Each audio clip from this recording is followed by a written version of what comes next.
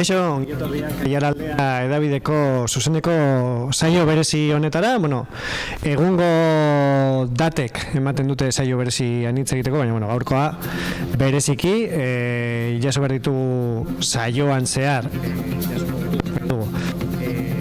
eta foru hauteskunden emaitza guztiak, bitartean, hitz egingo dugu zera, kanpainari buruz, hitz egingo dugu hauteskunden funtzionamendu berari buruz ere, eta horretarako gurekin Oiana Gomara izan zen, duela legealdi batzuk ANV-ko zinegotzia, baina horretaz gain da filosofian lizentzia duna eta gainera politiken aditua. Eta hori baliatuko dugu, gaurko saio berezia, apur bat, iritsi trukea izateko, aipatu nahi dugu ere, egin ditugula aleginak kide jeltzale bat izateko gurekin, baina, baiezkoa eman digun jende guztiak, ia dozena bat lagunek esan ziguten baietz, azkenean ahaldun edo interventoren moduan arituko dira gaurko zenbaketan, eta bar, orduan ezin dira batu gure emisiora. Geroago izango dugu Almudena eta Ola, eta, berarekin egongo gara tarte batez bakarrik, eta gero agertuko da hemendik ere Iñigo Martínez Herrillo, eta izango dugu eztabaidarako tartea. Momentuz, hasiko gara gaurko mamian sartzen,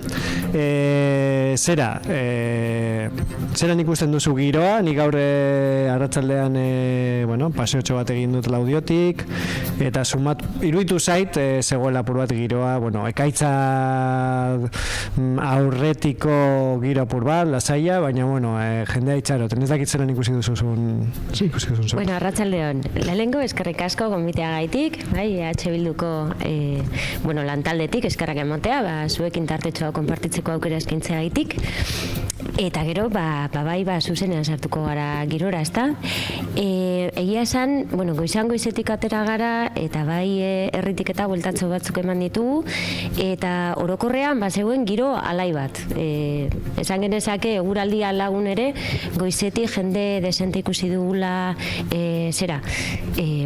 hauteslekuetara mugitzen eta gerora ere poteoan, pintxo lehiak eta tokatzen dela ere pizkaten testu inguru horretan herrian, eta ikusi dugu giroa egunean zehar.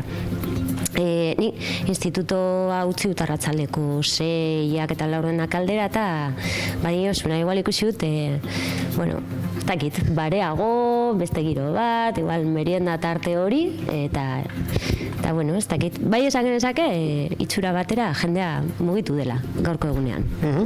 Eta orain gaude apur bat, une arraro batean, jendeak bukatu du bozkatzen, eta orain gaude zenbaketan, eta, emaitzen zain, zu izan zara hainbat aldiz interventore eta aldun, apur bat pedagogia apur bat egitearren, azalduko diguzu zein den interventore eta aldunen lana, eta noiz hartzen den lan hori, zein ordutan, zeintzuk diren fase ezberdinak, ardura horien fase ezberdinak, azaltzen badiguzu? Noski. Berez, alderdi politikoek bi figura dituzte, ez? Esate duzun bezala badago interventorearen figura eta apoderatuarena edo aldunduarena. Badaude desberdintasun txiki batzuk, naiz eta gero praktikan azkenean, esan egin beharreko lana, bi figurek aurrera ateratzen duten. Interventore papera hartzen dutenek, ala egon behar dute mailaren osaketan eta mailaren itxieran. Hau da, goizeko 8 aurkezten direnean mai horretan parte hartu behar duten esango dut, presidentea eta bi bokalak interventoreak ere hor egon behar du, ezta? Eta interventoreak egingo du, mai horren osaketan parte hartuko du, eta gainera mai horretan bozkatuko du. Hori bada zehaztapen bat, interventorea badago beti berak bozkatzen duen mai horretan. Gero egon daiteke mugitzen, batetik bestera, pixka bat giro hortan edo ikusteko, baina hasieran eta bukaeran bertan egon behar du eta bertan bozkatzen du. Apoderatuek edo aldunek ez dute zertan euren mailan egon, beraiei tokatzen zaien mailan egon daitezke edo ez, edo zein maitan egin dezakezu lan hori. Eta ez du zertan ere mailaren osaketa horretan parte hartu behar. Orduan ezberdintasuna hori da. Eta gero ere, urrengoko egunean interventorek 5 ordutako lizentzia badaukate lanean, bai, eta aldunek aldiz, ez. Bai, modu praktikoan eta labur bilduan hori zere. Eta orain fase honetan, gauden fase honetan, ze ari dira aldunak eta interventoreak zehazki? Oraintxe bertan zenbaketan, ja 8 mailak itxita, ekiten zaio zenbaketari.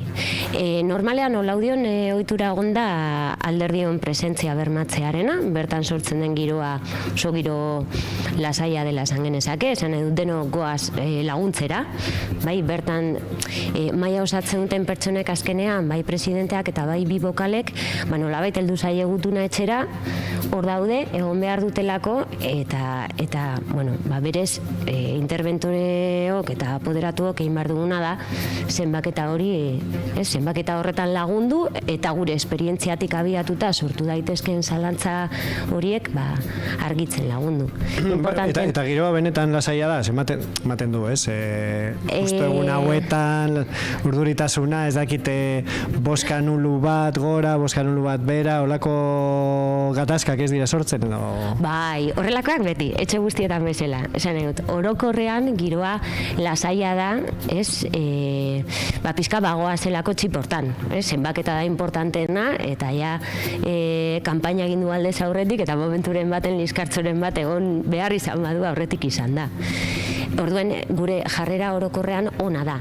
Sortzen direla, momentu batzuk eta, ni gogoratzen dut, lehenengoko maila egin nuenetik gaur egunera arte, noski baietz, horre sortu dira momentu batzutan, momento tenso batzuk, ez, zergaitik hau, bereziki nuloekin, ez, batzuetan ere, boska nuloek eskatzen dutena bada interpretazioa. Esan dut, adibide bat, ez? Papeleta bat erditi moztuta, era bat moztuta ikusten balin baduzu, agerikoa da hori boska nuloa dela. Baina niskin baten, olako, ez? Zatitxo bat edo marka txiki bat baldin badauka, hor ere bai deno jarri behar dugu borondatea, nola baitu ulertzeko. Interpretazio tartea dago. Hori da, bai.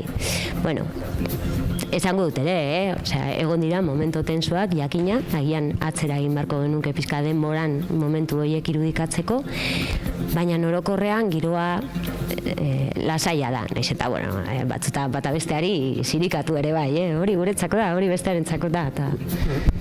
Eta, berez, zuk badaukazu esperientzia udaltaldean, egia da, beste garai politiko batzuetan izan zela, ez? Ilegalizazio garaia, borroka armatuko garaia, baina garai horretan ere, bizi izan zenuen kanpaina bat barrutik.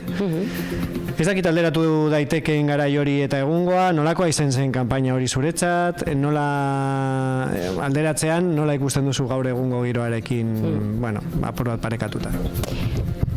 Atzera egin da, gaur egun ikusten dut desberdin. Ez dute esango erabat desberdin, ze badaude gauza batzuk errepikatu egiten direnak, ezta?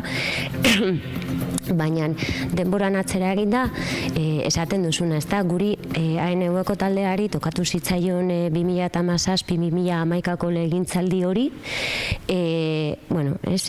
Estatu Espainolan zegoen estrategia, ilegalizazioaren estrategia zen, eta laudio izan zen, Audientzia Nazionalak kolatu zuen horri horietako bat. Esan gure herria, beste batzuekin batera izan zen salbuespen bat. Orduan, bai daukagu oso presente hori bera, nola, alde batetik laudio eta beste herri batzuek jarri ginen kanpaina egitera, baino bestalde bi aldarri burutu behar genituen, ilegalizazioa gogor zegoela, eta guk aukera bat eskaintzen genuela ere bai udaletzaren barruan, hain zuzen ere gure zerrendak aurrera egin zuelako.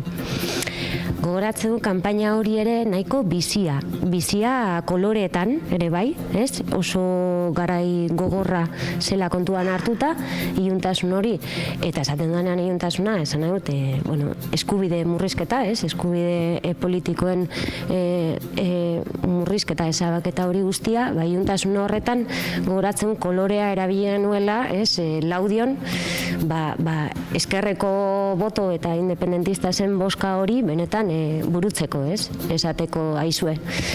Hemen Euskal Herrian errealidade badaukagu, horri heldu behar diogu eta jarraituko dugu, ez? Horren kontrako diskurtso aktibo bat egiten eta aldi berean Laudion saiatuko gara eskaintzen udalgintza egiteko zeo zer. Ezta? Aukera hori. Bai. Eta gaurko kanpainekin alderatuta, zelan agian ez dira horren biziak edo bai, edo beste modu batean, zelan ikusten duzu? A ber, esango nuke ere oso bizia izan dela kanpaina hau, eta gaur egunekoek ere badaukatela mugimendu bat. Agian, eta hau oso iritsi pertsonala da, agian gaur eguneko kanpainek eta bereziki honek hartu du askoz ere, nola esango nuke, ez?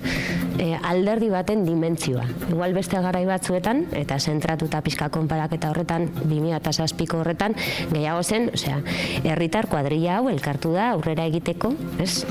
Eta, venga, euren borondate on guztiarekin aurrera egiten dute. Gaur egun ikusten dudana da gehiago politikaren eskema hori, ez da? Alderdia, tempoak oso ondo neurtuta, diskurtsoa oso ondo neurtuta, arreta, eta zenolako estrategia hartu duen alderdi bakoitza kanpaina egiterako orduan. Bai, garai horietan ere, bazeuden protestak beste alderdien ekitaldietan, orduan ere beste alderdiek moldatu behar zuten apur bat euren jarduera. Orduan, gaur egun ikusten duz apur bat neurtuagoa dena, ezta? Bai, ikusten dut neurtuagoa, naiz eta oraingoan ere ikusi ditut hortik, egon direla horrelako fun, zera batzuk igual ez hain neurtuak, edo zeinek daki, edo zongi neurtua, baino negurtzeko, beste alderdiren bat, baina bai ikusten dudana, esango nuke badela hori, alderdi batzuek hartu duten estrategia izan da gu gurera, esan egu zentratuko gara nolabait gure bertuteetan, gure egikeran, gure funtzionatzeko moduan, eta eskaini nahi dugun hortan, eta ia beste alderdi batzuek ez hartu dute pixkat alderdi horren kontra joango gara, nolabait, ez? Arerio politiko bezala ikusten dugulako, ez? Eta norberaren alderdiaren bertutetan zentratu baino, bestean jarri dutela arreta. Eta hauteskundeetara begira, zuzenean, zure uste, zer dago jokoan hauteskunde hauetan? Eta, lehen, hau prestatzen, aipatu duzu, asko zentratzen garela udal hauteskundetan, ez? Agian hurbilena delako, eta gure auzokideak direlako, eta argi ikusten dugulako, edo erraz ikusten dugulako emaitza, eta nortzuk diren hautatuak edo norez, baina zuk ere azpimarratu nahi zenuen foru hauteskundeen ondorioak edo, ezta? Bai, azkenean hauteskunde hauek daukaten puntu positiboenetakoa bada zure udala daukazula buruan eta bihotzean, ezta? Zure herria daukazula hor. Horren udala hauteskundek eskaintzen dizutena da, behintzat zure herrian egin dena, egin daitekena eta egingo dena, ezta? Baloratzeko aukera hori eta bertan parte hartzekoa. Baina oraingo hontan ere bai garrantzitsua da, ezta? Azkenean badaukagu batzarretarako sobresepia hori ere, ezta? Eta azpimarratuko nuke garrantzia bereziki, gure lurraldeak ez Arabak daukan izakera gaitik, ez? Gaur bozkatuko edo bozka eskubidea daukaten ez dakit den 3 laurdenak Gasteizen konzentratzen da, hiriburuan konzentratzen da, ez? Orduan, Gasteizen bizi den jende kopuru horrek erabakiko du hein handi batean ere bai Araba mailan, ez? Nola banatuko den pastela. Eta oso garrantzitsua da Laudiotik ere bai, ez? Bozka horri garrantzia ematea. Esan dute, Ainize Gaztaka Laudioko EH Bilduko hautagaiaren bozka aktibazio hori bai ala bai, burutu behar da, baina nortze daukagu ere bai Natxurkizoren figura eta Batxarretako figura oso garrantzitsua da, ez?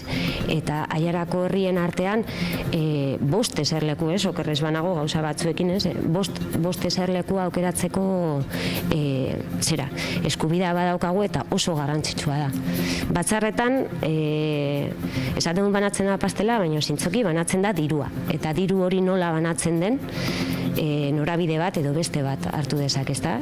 Oso garrantzitsua da diru hori ongizatera, zaintzara bideratzea, eta hemendik guk bultzada hori sustatu behar dugu. Bai, aipatu behar da, Arabako Foru Aldundiak dituen eskumenak ez direla nola nahikoak, aipatu duzu gizarte gehien bat, gizarte politikak erabakitzen dira Araban. Eta hemen, puntu honetan gogoratu nahi dut, nolabait omniak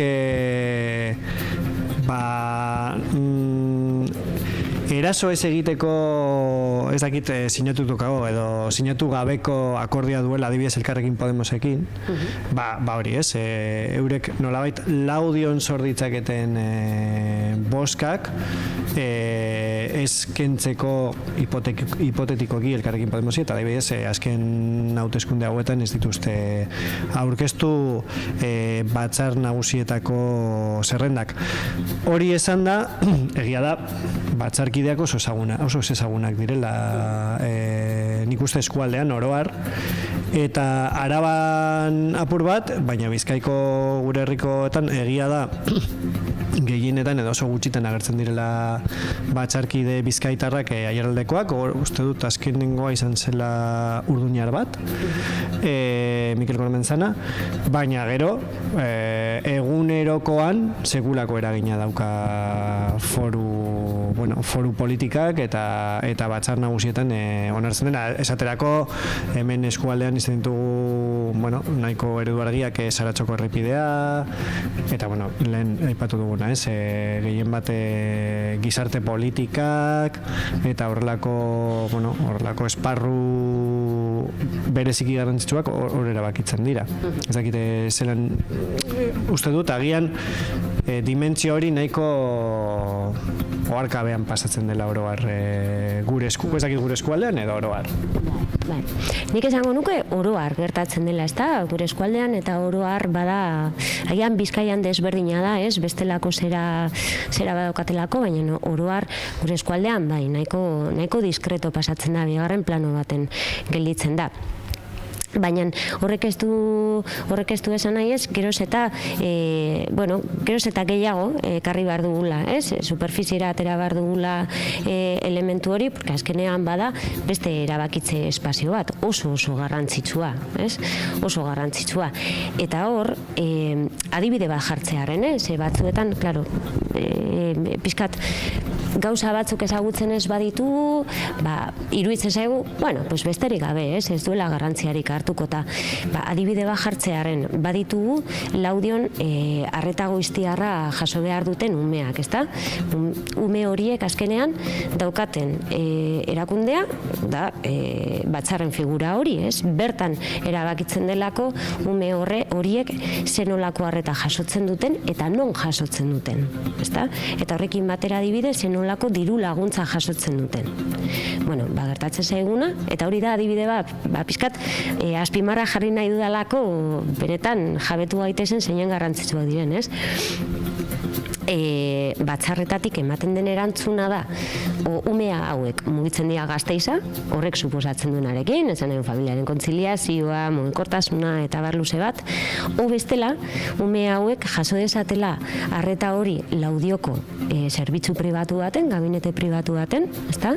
Eta gero ja aldundiak emango die diru laguntza, ez? Bueltan, ez, zan dut. Baldin badago zerbitzu bat, baldin badago diru laguntza bat, ez dadin sortu hor desberdintasun bat Gasteizen bizi den ume bat edo Aiaran, Amurrion edo Laudion bizi den ume baten aurrean, ez? Porque berez erakunde hauek daude zerbitzua eskaintzeko lurralde osoari. Eta gero udaletan zer uste duzu dagoela jokoan? Ez dakite nolan ikus edo ez dakite udalen bat bereziki edo bi edo hiru edo nahi dutuzun guztiak azpimarratu, gaurko egunean dagoen ez dakit askatzeko korapiloa. Iruditzen zait oso galdera, erantzuteko oso galdera zaila, Zer dagoen hor, Gauza asko, eta modu orokorrean hitz handi bat erabili beharko bagenu, nik esango nuke aldaketa, ez? Baina letra larriz, aldaketa norabide guztietan, aldaketa kudeaketa ereduan, aldaketa finantziazioan, bai? Eta aurrekontuak nolabait diseinatzerako orduan aldaketa, eta horrekin, ez? Ze lanildoei edo zein gizarte egoerei ematen diogun lehentasuna, ezta? Eta aldaketa ere bai, etorkizuneko txip horretan jartzearen asuntoan. Esan nahi dut, legegintzaldia ez dadin izan bakarrik 4 urtetakoa. Legegintzaldia izan dadin, bai, 4 urte, ez? Denbora bat markatu eta zehaztu behar dugulako, baina 4 urte hauetatik haratago begiratzeko. Ezta? Orduen aldaketa dago jokoan, gaur hasiko dena, baina espero dezagun, ezta? Oinarri sendo bat eraikitzeko nolabait denboran luzatuko dena. Bai, aipatu duzu hori, nik uste asko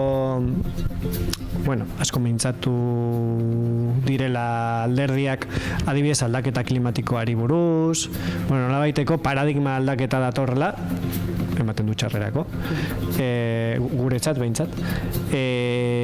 Baina ez dakite zein neurrian herritarrek bozkatzeko orduan, egunerokoan sentatzen diren, ez dakit zure uste zeintzuk dira gakoak hauteskunde hauetan, ez? Jendeak zein neurrian erreparatzen dion horri edo ez dakit beste kontu agian arruntagoei. Bai, aldaketa badatorrela edo aldaketa ja badagoela, nik uste dut nahiko onartua daukagula, ez? Gero nola gorpuzten dugun, agian, ez? Erritmo desberdinak edo tempo desberdinak daude hor, ezta? Orduen, zer eragiten duen?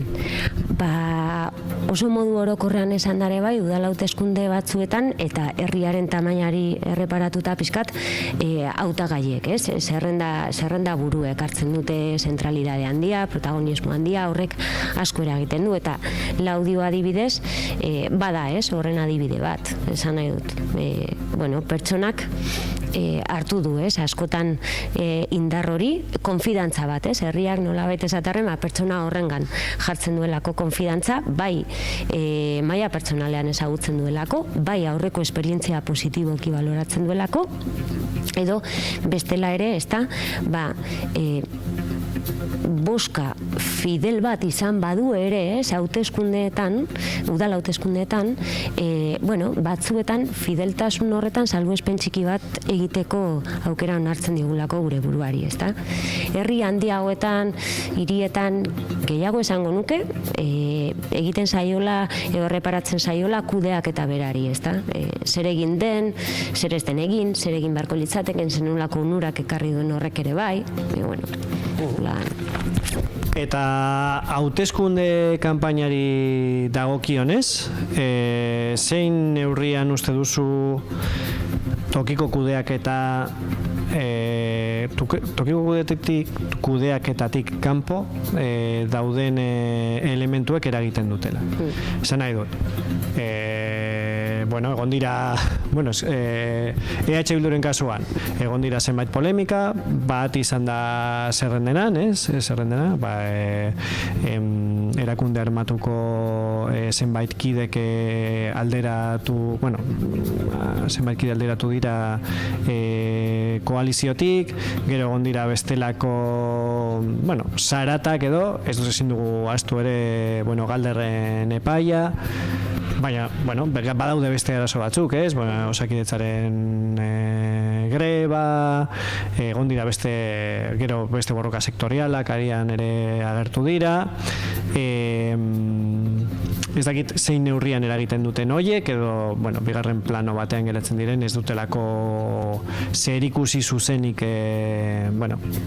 udal kudeaketarekin edo foru kudeaketarekin. Faktore desberdinak egon daitezke hor, gero bat bada nolabait esaterren azkeneko 3-4 urteetan bizi izan dugun errealidadea, ez? Alde batetik pandemia eta pandemiak agerian utzi duena, pandemiak agerian utzi du, osakidetza krisi sakon batean dagoela, intuitu genezaken, esan dut, susmoren bate izan bazen, orokorra, baina honek ja, nolabait ez, estanda egin du eta agerian gelditu da, ez? Azkenean, badaude bi elementu nire ustez asko eragiten dutenak boska mugitzerak orduan edo boska ematerak orduan, eta bata da osasungintza eta bestea da hezkuntza, ezta? Badira bi oinarri oso importante. Esango nuke pandemiarekin batera osakidetzaz jakin izan duen krisi honek eragina izango duela. Esango nuke oraintze ere bai, pilpilean badago horrez, hezkuntza lege proposamenaren inguruko eztabaida bat. Agian ez da hain ezaguna, ez da hain zabalagoa, ez da, osasuna bada gauza bat danok ikutzen gaituena. Eta gero ere bestelako elementu batzuk. Bai esango nuke, momentu batzutan, kanpaina honetan ikusi direla, gauza itxusiak, hau sartuko naiz esaten, ez?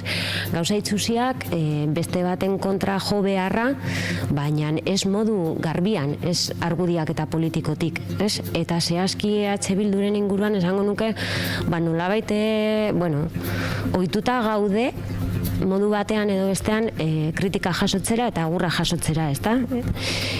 Baina, Bilduren kanpainak izan duen iparra izan da gu guazen gurea egitera, ezta? Guazen politika egitera, guazen aldaketa bat proposatzera eta izan dadila, ez? Nolabait esatearren boska eman behar duen herritar horrek guri neurria hartzen diguna eta ez beste alderdi batek, ez? Eta gero eskualdean ere, ezin ditugu ahaztu ez, eskualdean azkeneko garaiotako langile borrokek ere bai erakutsi dute, ez? Nolabait esatearren emozioak politikoki ere mugitzen duela. Osea, ez? Horrelako borrokek, horrelako egoerek erakutsi dute alderdiek hartu dezaketela jarrera bat, jarrera hori izan daitekela etekin ateratzekoa, kakotzen artean, edo izan daiteke jarrera empatiko bat, ez? Emoziotik mugituta eta eskubidetatik mugatuta. Orduan, zango nuke hor, badaudela ere faktore emozionalak. Aztertu beharko litzatezke sakonago, baina, bai, gai handietaz gain, faktore emozionalek ere eragiten dutela esango nuke. Eta gaur goizeko eguerdiko parte hartze datuen arabera, bazirudien abstentzioak irabazten zuela, pisua, ez? Salbu Okondo eta Artziniegan, esango nuke, bestelako neurrietan, ez leku guztietan berdin, baina ematen zuen, abstentzioak gora egin duela hauteskunde hauetan. Nik uste arraroa dela justu izatea hauetan, ez? Udal hauteskundeak oso gertuko hauteskundeak dira eta, printzipioz errazagoa izango litzateke lerrokatzea batzuekin edo besteekin. Zeri leporatzen diozuzuk abstentzio hori? Zergatik uste duzu dela horrela? Hau ere oso zaila iruditzen zait. Gero biharamunean gauza karrilago ikusten ditut normalan abstentzioaren inguruan eta hitz egiten. Laudion datu bat beste herrien inguruan horrelako kalkuluak ez ditut atera, baina badago datu bat Laudion ere lagungarria egingo zaiguna. 2019tik 23ra 320 pertsona gutxiagok emango dute bozka, esan eguz. Errolda jaitsi da, ezta? Horrekin batera, klaro, pizkatatzerago egiten baldin badugu, 15tik 23ra iaia 400 bozka gutxiago izango dira. Horrek adierazten du pizkat populazioaren zaharkitzea, ez? Alde batetik, eta ere bai, ez? Islatzen du apur bat jende gaztea aktibatzeko ezintasun bat. Ez dakit ezintasun hori nondik datorren, faktore desberdinak egongo dira hortik ere bai, ez? Baina abstentzioa ere izan daiteke, aktibazio falta bat, hau da mezu argi bat helaraztea zaila egiten zaiola alderdiei, hobeto esan da, edo nolabait esaterren desafekzio horretatik ere, ez, gazteek ez dutela ikusten beharra politikan parte hartzeko. Eta dozelan ere hor uste dute alderdiok bai izan barko nukela ardura bat, ez, publiko horrekiko. Eta gero, abstentzioa ere bada modu bat esateko, ezue planto, nik ez du parte hartuko hontan, ez dut sinisten hontan, modu hontan, eta ez diot zilegitasuna ematen. Ez? Piskatu hortik ez dakit oso argia azaldu da, baina... Bai, aipatu duzu boska gaztea. Ez dakizen neurrian boska gaztea baldintzatuta dago pandemiaren esperientziagatik, esan nahi dut. Pandemian ziurrenik ezin da neurtu, psikologikoki pairatutako kaltea ezin da neurtu argi eta garbi.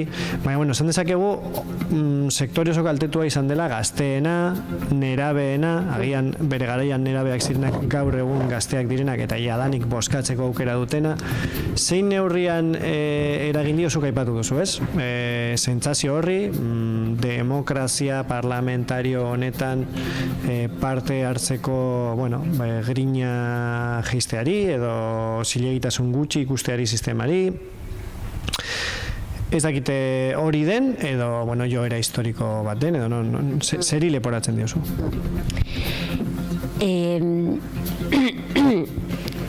Esango nuke badagoela pixkat demokrazian geroz eta gitxiago sinistearen zera bat, sentimendu bat, ezta?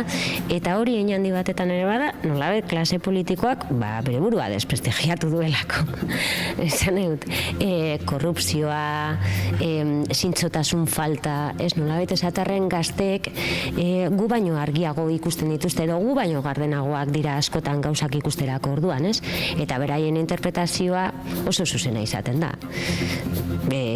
Azterketa bat suspenditzen baldin badute, ez dute esaten suspenditu dut, esate dute suspenditu didazu. Eta politikariekin oso argi izaten dute. Ez dute ongi jokatu, ez dira zintzoak izan, zer egin dute, ez? Orduan ez diete ematen egia askotasun hori, ez? Eta bada, nolabait, nik uste dut demokrazia eredu hau, demokrazia beste modu baten antolatuta, ez? Demokrazia zuzenagoa, parte hartzaileagoa, eraikita beste leku batzuetatik, beste angeluetatik eginda, agian, konfidantza apur bat sustatzeko balioko luke. Eta gero abstentzio historikoa, kasu batzuetan, eta igual autonomia erkidegoan, badago fideltasun bat alderdi nazionalistei, independentistei, baina gero ere badago sektore bat ere bai, bere lekutik adierazten duna ez duena parte hartu nahi hontan, ez dela, ez eredua, ez modua, eta orduan hor gelditzen da, ez. Eta zeren ikusi duzu jarrera abstentzioari dagokionez alderdietan.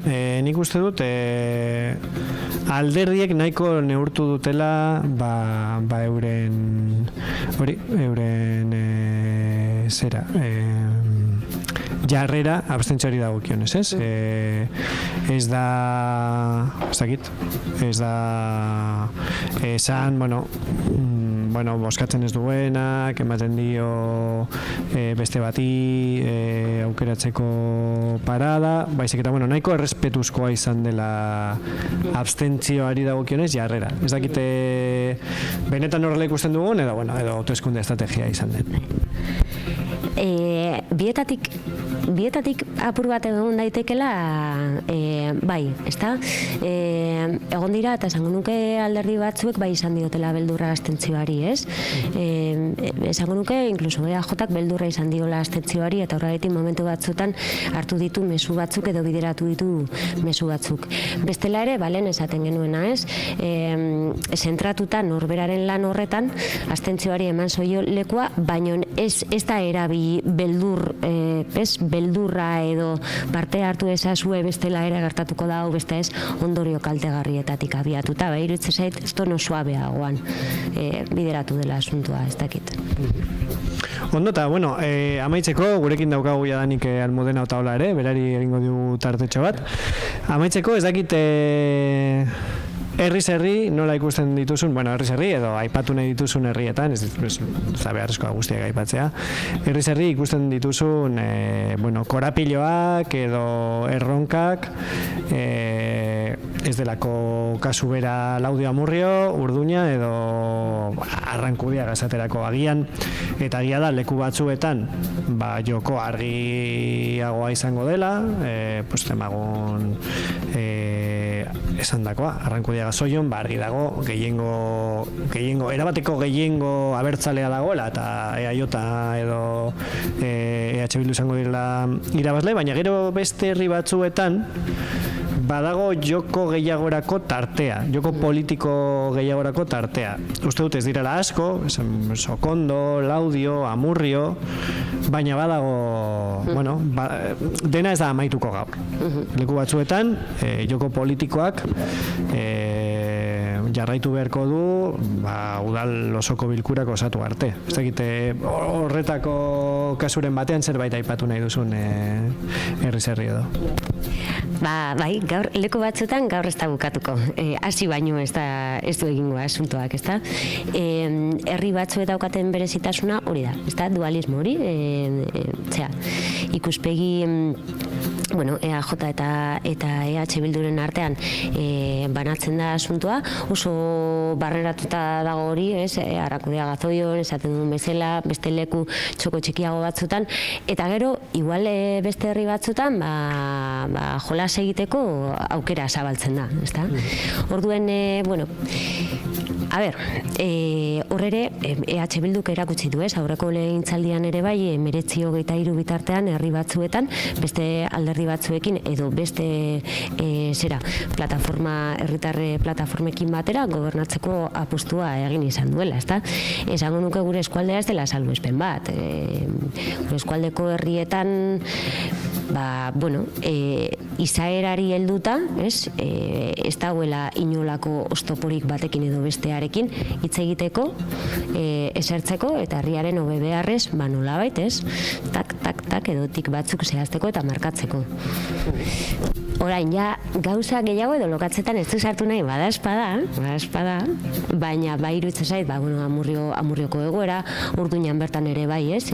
Zenolako jarrepena dagoen, Okondo bera ere badaukagu ere, bueno, bere lekutsuarekin, eta Laudion, txandakatze horretatik abiatuta, ez da?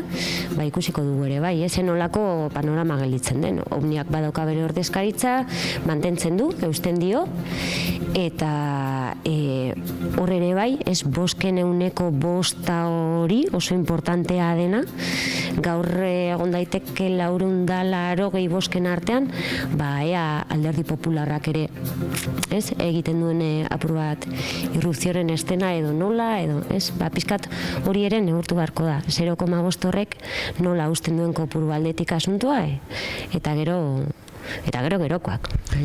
Bale, esan duzu lokatzetan zenuela asmorik sartzeko, baina, bueno, ni bultzatuko zaitut apur bat lokatzera, eta gero ere eskatuko diot Almudenari jartzea ere apur bat hartaz, egingo diot berari galdera bera.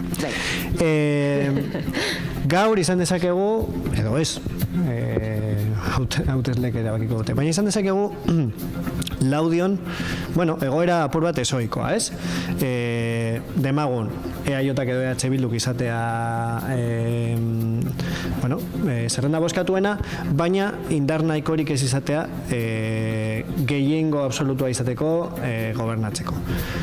Ez dakigu, iradokitzen zuen EITB Focusek egindako inkestak, iradokitzen zuen agian PSek galtzen zuela indarra, orduan horrek giltza emango lioke apur bat Omniari. Berez, egoera ez da guztiz berria.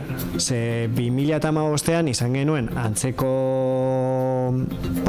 egoera bat, eta EAJak adibidez izan zuen aukera, nahi izan ezkero, Omniarekin akordio bat lortzeko. EH Bilduk ere izan zuen, baina, bueno, zen apuro EH Bildurentzat erosoagoa zen esatea, bueno, nire nahi zonda bozkatuena, eta listo. Garai horretan ikuste Omniak berak ez zuela gaur egungo jarrera. Uste dut gaur egun Omniak argi duela joko politiko horretan parte hartuko duela, eta nik uste bere asmoa dela ere udal gobernuan sartzea, udal gobernuan eragitea, modu baten edo bestea. Nik uste ere duela 2015an zegoela kalkulu politiko bat, ez badio guzten Omniari sartzen udal gobernu taldean, ikusiko dugu erretzen den eta desagertzen den, baina ematen du udal osoko bilkura sortzerakoan Omniak jokatuko duela gogor, eta nahi izango duela Oregon. Zein izango da zuen ustez, zure ustez, gero galduko diot ere Almudenari, hemen sartzen denean, jokaldi azkarrena, hemen bi jokaldi egon daitezke. Ados, Omniarekin gobernatzen dugu, eta gero, agian 4 urtez gertatzen da, ikusten duguna, Espainiako gobernuan, alderdiak oso bestelakoak direla, eta horrek urratzen duela udal gobernua, eta orduan alderdi batek hartzea jarrera hori, oposizioan egotea eta itxarotea hurrengo 4 urtetara urratzen diren bi alderdi horiek, edo arriskua hartzea, arriskua gobernatzea, ez da arriskutsuagoa da oposizioan geratzea, arriskua hartzea eta saiatzea gobernatzen Omniarekin. Gero egon daitezke kalkulu politikoa gehiago, baina apur bat mamia entzartzeko eta gatz apur bat botatzeko kontuari. Zelan ikusten duzu zuk? Hor mami asko dago, asko. Zagertatu daiteke, EAJak adierazi du, PSRekin batera lanean jarraitzeko bere prestutasuna. Orain artean ongi funtzionatu die, bai herrietan, baita parlamentuan, orduan ikustu jarrera hori oso argia dela, oso garbia dela, zentzu horretan aurrera egiteko ez dute, inolako zalantzarik egin. Gero, Omniaren papera garrantzitsua da. Garrantzitsua da, bat, herritar plataforma baten orokorrean hitz egin da, esan nahi dut. Herritar plataformak sortzen dira askotan oso gai konkreto baten inguruan, lanildo zehatz baten inguruan, eta behin hori afera horri bidea eman zaionean, batzuen joera naturala bada desagertzearena. Omnia jarraitzen du, Laudioko udaletzean, eta lortu du Laudioko bozka kopuru garrantzitsu bat. Okerrez banago 1800 piku boto lortu zituen azkeneko hauteskundeetan. Omnia prest dago, ala dirazi dut ere bai, Omnia prest dago hitz egiteko, esertzeko eta udal gobernu taldean parte hartzeko, aktiboki. Eta hori bada beraien nahi politikoa, eta hala dirazten dute. EH Bilduk zer egiten du hor? EH Bilduk aurkeztu duen programa izan da ez ohiko programa bat, ez ohiko hauteskunde programa bat, aurkeztu du proposamen zerrenda bat. Herriarekin batera burutzeko, eztabaidatzeko edo ez burutzeko, bai? Orduan, aurkeztu ditu proposamen batzuk eta proposamen horiek bideratzeko herritarrekin egin nahi duen bezala, udalean lanean egongo diren beste alderdi guztiekin batera egiteko aukera jakina bete jartzen mahai gainean. Ondo, nolabait ikusten dugu aukera. Hitz egitekoa, jakina, eta elkarrekin lan egitekoa, herriaren hobe beharrez baldin bada, enaiz hau sartuko hitz egiten beste herri batzuen inguruan, igual ez dudalako lehenengoko pertsonan horren beste ezagutzen, ez da? Baina kasu honetan, herriaren aldeko lan bat egiteko baldin bada, bai? Beti dago aukera hori, esan gaur hemen egongo gara alderdi desberdinetako pertsonak, ez? Eta helburua da, zuzen ere, ikuspegi hoe guztiak. Orduan, hori argi dago baietz. Ederto, Iana, mila esker gurekin gurekin parte hartzeagatik zuzeneko emanaldi honetan. Bederatzietan, aipatu bezala, bederatzietan askatuko zaitugu, sorten izan duzu, berandu hasi garen, zigorra murriztu da apur bat. Mila esker gurekin parte hartzeagatik, eta, espero dugu laster berriro zurekin aritzea politikari buruz orokorrean. Beka, eskerrik asko zuei aukera gaitik, eta ointxe bagoaz ja, saltzara. Bai, orain dator... Orain bai, azten da, ja. Partidaren alde... Ilusioa, urduritasuna, dena pixka bat orain ja... Kitxikagarrien. Hasiko da ateratzen kanporantza, bai. Ados, mila esker. Eskerrik asko zuei. Orain, hitz egingo dugu Almudena Taula.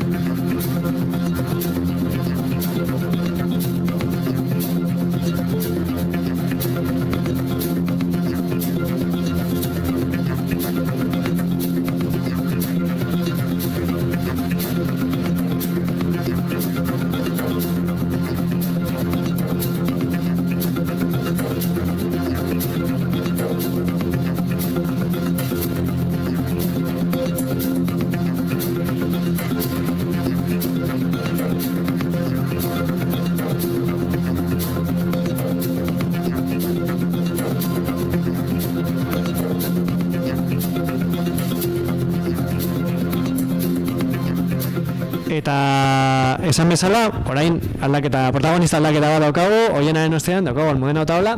Almudena Taula, senataria da, Espainiako senatuan.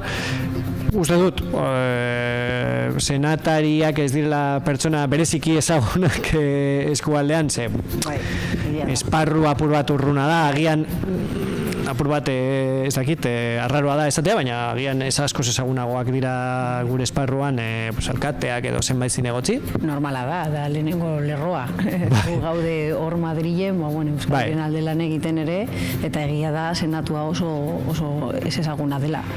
Ez bakarrik Espainiako gauza bat delako, baizik eta senatua, kongresua bai ezagutzen da, baina senatua ez hainbeste.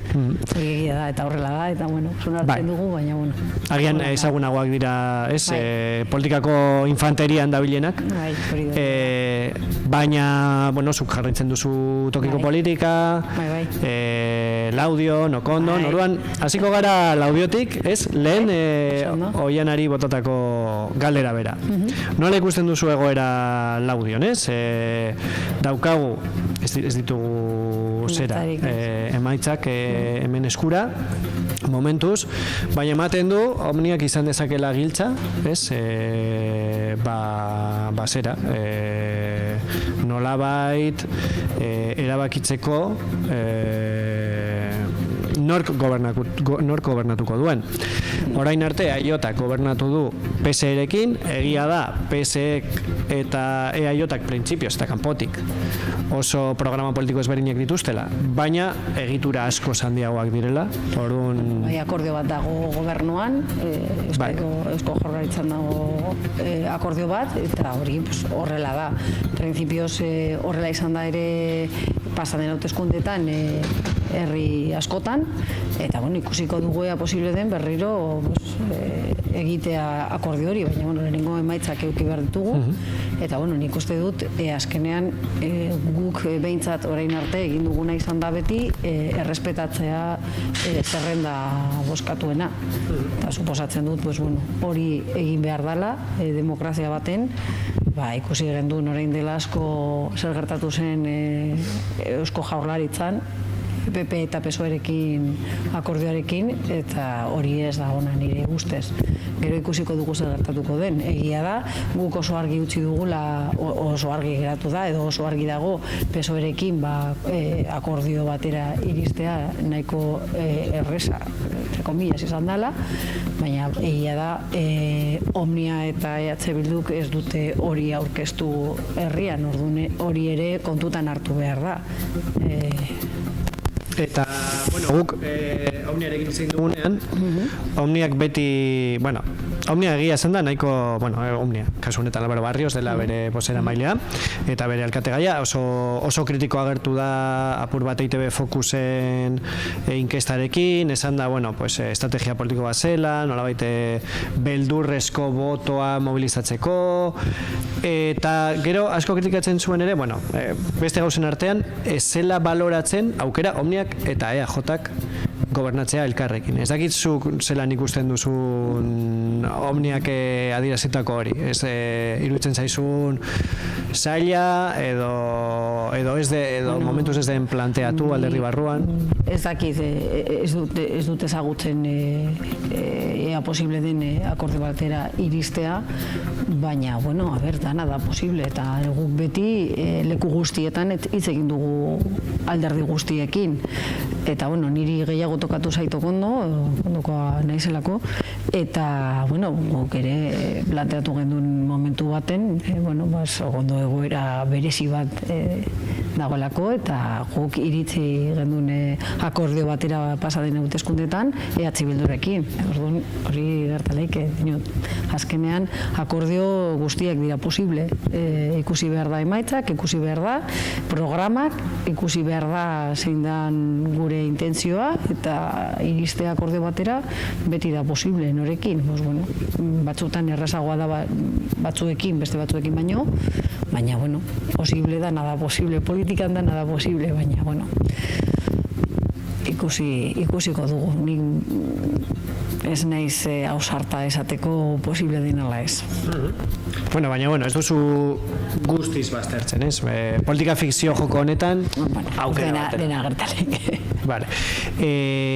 Aipatu duzu Okondo. Bai. Okondon, printzipioz, daukagu naturalen kontrako gobernu bat nolabait azaltzeko, ez? Bai. Ikusi dugu hauteskunde honetan, nolabait hegemonia dagoela, momentuz hegemonia geltzalea da, baina bai dagoela EAJak ere azpimarratu du behin eta behin baino gehiagotan, berez, Araban gutxien espultzua dela EAJ eta EH Bilduren artean, eta jendeak erabaki behar duela zein eredu nahi duen, baina Okondon EAJak eta EH Bilduk izan dute 4 urteko gobernua, esango nuke bere biziko arazorik gabe barne mailan dinote bi alderdien artean. Agian azaldu beharko diguzu apur bat zergatik gertatu den hori. Agian udal batzetara joaten garenok badakigu zergatik gertatzen den hori, baina herritarren gutxiengo bat joaten da. Emaitzak izan ziren, guk euki gendun 4, Okondo aurrera 3 eta EH Bilduk 2, ezta? Bai.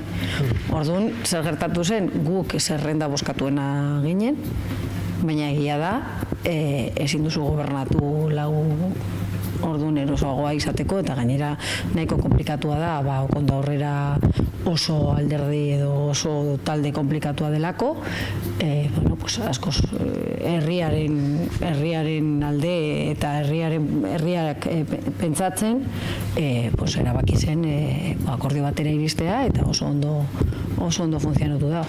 Zer gertatuko den orain, ikusiko dugu.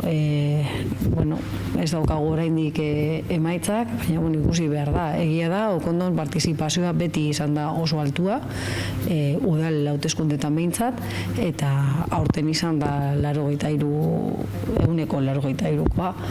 Orduan, horrek esan nahi du, Okondon jendeak eskatuta dagoela nork gobernatzen duen herria. Orduan, hori kontutan hartu behar da ere. Guri gustatuko litzaiguke orain maioria absoluta edukitzea, besteak bezala, hori horrela da. Horretarako aurkezten zarete, jakina. Bai, hori da, baina, ikusiko dugu momentuz, dakiguna, berriro errepikatzen dela 2019ko egoera, gutxi gora bera. Ikusi behar da, 7 boto diferentzia egon zen, orain ikuste dut gehiago edukiko dugula, baina ikusi behar da, gero nola geratzen diren eskainoak. Eta berriro egiten badugu 4-2-3. Aipatu duzu, ez? Badirudi jendeak bozkatu duela, nolabaiteko ardura erakutsi duelako zera. Gobernuan norarituko... Ez que oso importante da partizipazioa, Guretzat, entzun dut lehen oian hori, guk beldurra eta horregatik hori abstentzioa ez dauna inorentzako, hori argi dago, eta jendea parte hartu behar du. Politika oso importantea da, eta ez da gauza bera nork dagoen gobernatzen. Hori horrela da. Orduan guk esan duguna izan da jendeari parte hartzea ez erabakitzeko besteok nork gobernatzen duen. Ez da beldurra gauza bat, da demokrazia ona eukitzeko oso importantea da jendea parte hartzea. Eta gero eta gehiago ikusten dugu jendea politikarengan urrun dagoela eta gure ustez hori ez da ona. Orduan da gauza bat guztiok parte hartu behar dugula eta horregatik oso importantea da. Batzutan abstentzioa ez da ona, ez guretzat, ez beste alderdientzat. Ez que depende zeintzuk diren emaitzak, demagun herri baten denak boskatzen badute jota oso ondo, baina denak boskatzen badute ez dakit alternatiba bati, hobe da abstentzioa, klaro. Orduan depende zeintzuk diren emaitzak, abstentzioa izan leike ona edo txarra, baina guk pentsatzen duguna da parte hartu behar duela jendeak. Oso importantea dela, hori demokrazian egoteko eta gero esateko, eta baina guk aipatu dugu hauteskunde hauetan boto exigente bat eman behar dutela. Jendea guk nahi dugu gugaz konfidantza eukitzea, baina ez edozein modutan. Guk ez dugu nahi boto bat eukitzea, eta guretzat da 4 urte, eta gero ja ikusiko dugu ez exigente izan behar da. Orduan, hor daude programak, hor daude ekintzak, hor daude zer egin dugun 4 urte hauetan, Aialaldean orokorrean, guk egon gara Aialan, Amurrion, Laudion eta Okondon, Artziniga galdu gendun, baina, bueno, hor dago zer egin dugun, zein da gure programa, zein da gure emaitzak, zein da gure jendea, eta guk beti, bueno, aurrez egin dugu gauzak, eta boto exigente hori nahi dugu. Batzutan, gauzak igual ez dira egin hain ondo, edo nahi genuen hain ondo, baina egia da, bueno, hor dagoela bagaje guztia. Horretarako dagoela ere demokrazia, aldatzeko edo mantentzeko. Hori da, baina batzutan ere, hori exigenteak izan behar dugu. Eta begira, ez dira oso momentuz 6,6 baino ez da, baina, bueno, badirudi, Laudion nahiko lehia estua dagoela, bueno, pero izan bezala da 6, ez da... Bai, bueno, oso gutxi. Gerora desitxuratu daiteke erabat, baina, bueno, badirudi aipatutakoa apur bat EAen berrepikatzen dela hemen, ez? EAJ garaile, EH Bildu gora egin duela, eta, bueno, Laudioko kasuan, daukagu Omniak, bueno, nahikotxo ateratzen diola PSE-eri, eta, bueno, ikusten dugu PP, bueno, Voxek... Hau da, arriskutsua. Gure lurran hori agertzea, ez dakit sei dira. Gutxi dira, baina aldi berean, PPek hain langa estua duenean zinegotzea izateko edo ez, 6 boto 6arekin aldatzen badira, bueno, izango dugu, bueno, PP ziurrenik geratu dugu, a ber, behi kalkuluen arabera, PP geratuko litzateke kanpoan. Orduan, bai, ez litzateke helduko, ez da uneko Laura, orduan geratuko litzateke kanpoan. Lehen, ari ginen hitz egiten, Okondori buruz. Ikusten duzu, bueno, errepikatu daitekela zera, gobernua berriro eta EH Bilduren artean? Pues hombre, posible da. Orain daukagu emaitzak Okondon eta B maila guk irabazi dugu, 188, Okondo aurrera 122 eta Bildu 73. Hori da emaitzak. A ber, mailan zer gertatzen da, baina bueno, holan. Bai, hemen badaukagu 151 eta momentuz ezberdintasuna. Momentuz ez da erdia ere, hori da Aiara, vale. Bai, barkatu Aiara, hau da Aiara. Ikusi zaitu, bueno, ikusi dut gure kideari sakatzen Okondo. Vale, Aiaran nahiko, bueno, badirudi apur bat mantenduko litzatekeela, ez? Bueno, mantenduko litzatekeela joera, baina gero hemen daukagu jokoa, ez? Jokoa da Aiara Batusek eta EH Bilduk dituzten zinegotzi kopura. Ez dakit, beharko genuke Aiarako EH Bilduko kide bat, edo Aiara Batuseko kide bat. Nik printzipioz ikusi dudanagatik ez zait iruditu EH Bilduk eta Aiara Batusek bat egingo luketenik EAJ kanporatzeko.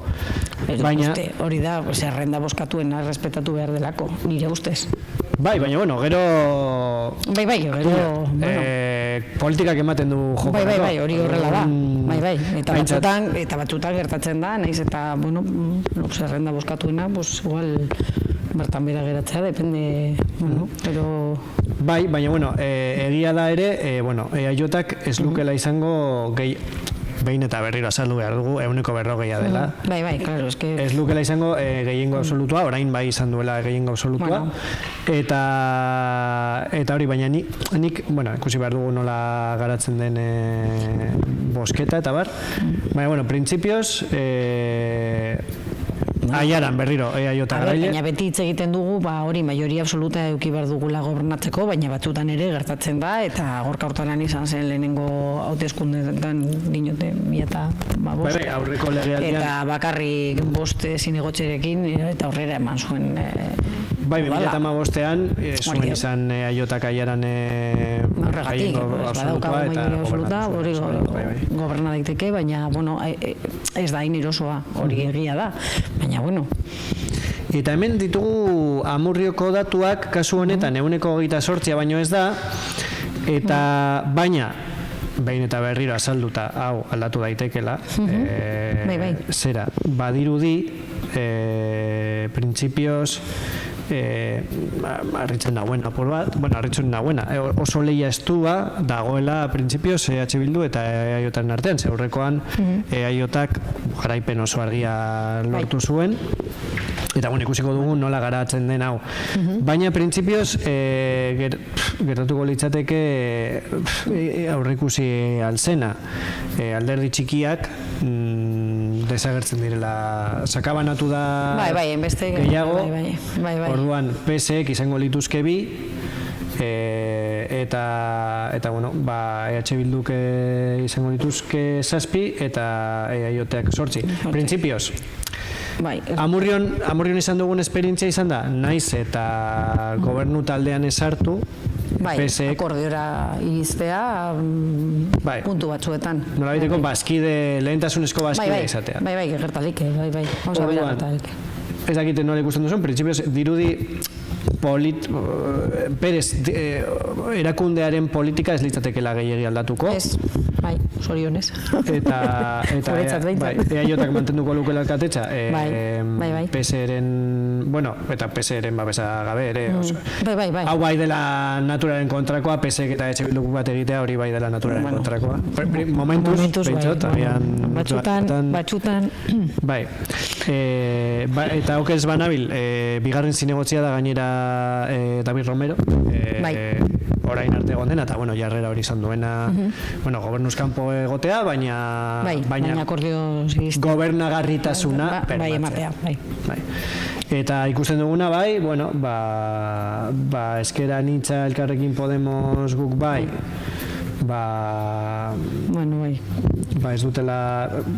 ez dutela euneko langara heltzen, PP ere kanpoan geratzen dela, orain Amurrio nolabait Elkarrekin Podemosen marka izan duen orain arte, kanpoan geratuko litzateke, eta ez horren harrigarria Voxek, ez dira boska asko, baina intzatatu behar dugu Santiago Abascal jaioterria Amurrio dela. Horregatik kontrakoa gertalek. Nahiko inorez da profeta beretxe. Horregatik. Eta batzuk arrazoi osoz gainera. Gainera hoi izatea. Orduan, baina momentuz 102 ez dela ez da ezer. Oso gutxi.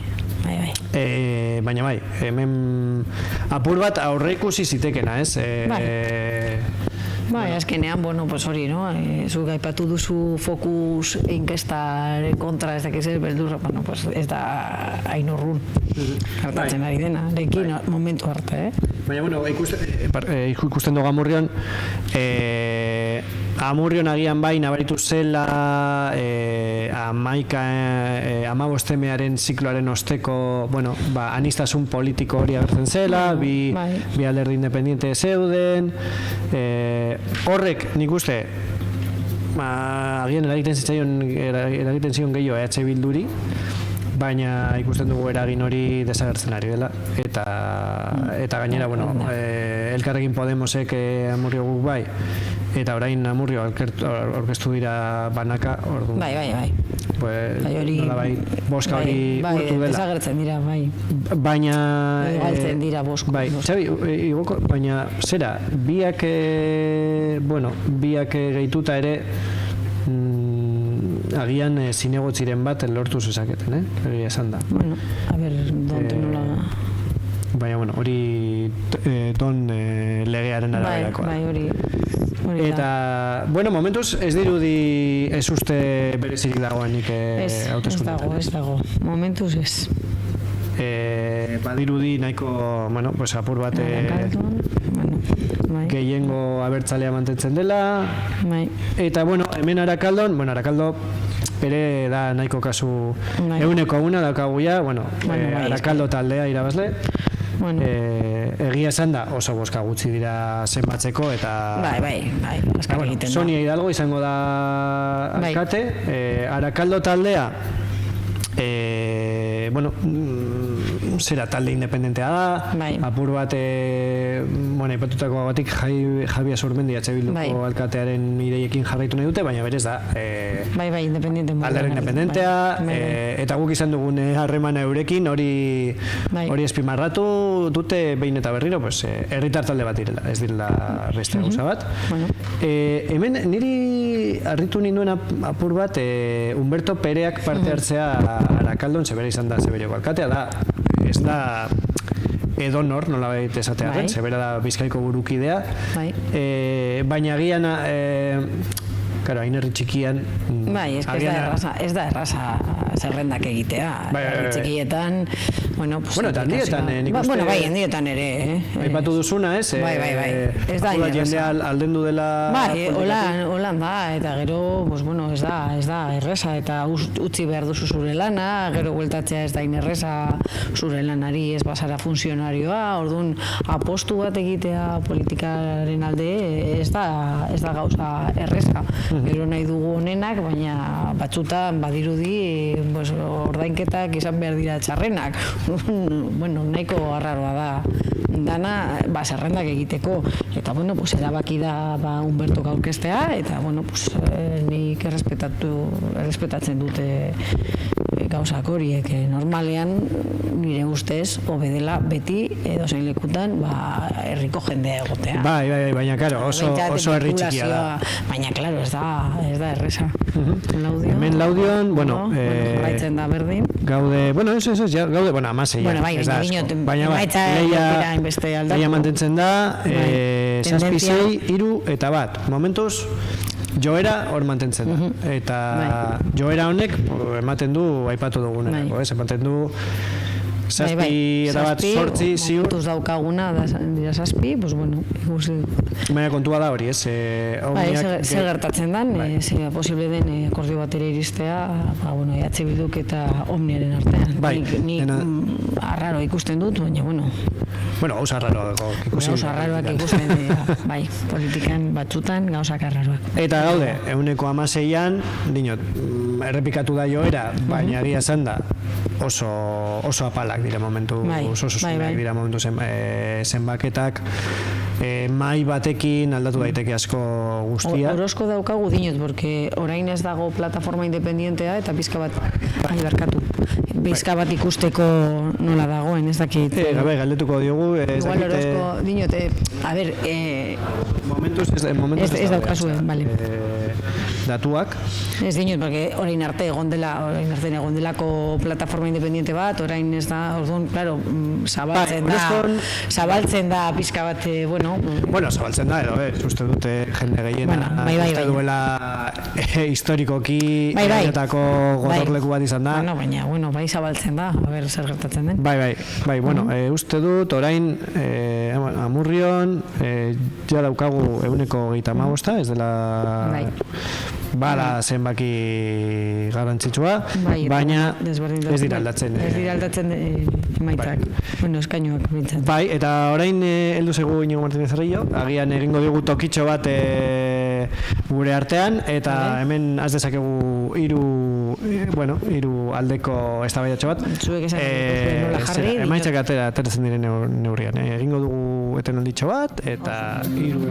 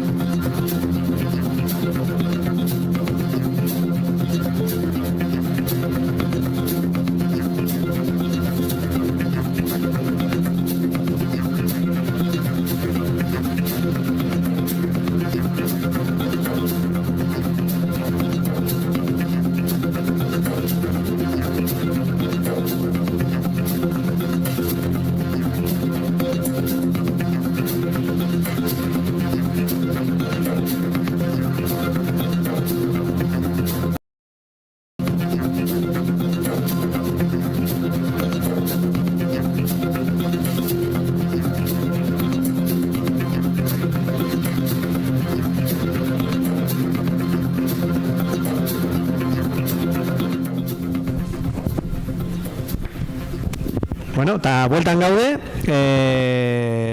Amurrioko emaitzekin geunden, agian Iñigo ezakit hortik ondo ikusten duzun. Beto. Aipatzen ere ginen, ez? Amurrion EH Bilduk gora egiten duela, baina momentuz, berez erakundeko dinamika ez litzatekela aldatuko, ez? EAJak eta PSek izango luketela pisu politiko nahikoa gehiengo absolutuarekin gobernatzeko. Esan bezala, izan daiteke PSE kanpo geratzea, aurreko, indarrean dagoen legealdian PSek jarrera horri hartu du, ez? Gobernagarritasuna bermatzeko giltza izatea, baina ikusten dugu beste alderdi guztiak geratzen direla kanpoan. PP, Podemos Ezker Anitza, Amurriok bai, sortu zutela koalizioa, PP, orain Amurrio eta Vox. Kasu honetan, Voxek izango dituzke 35 boska.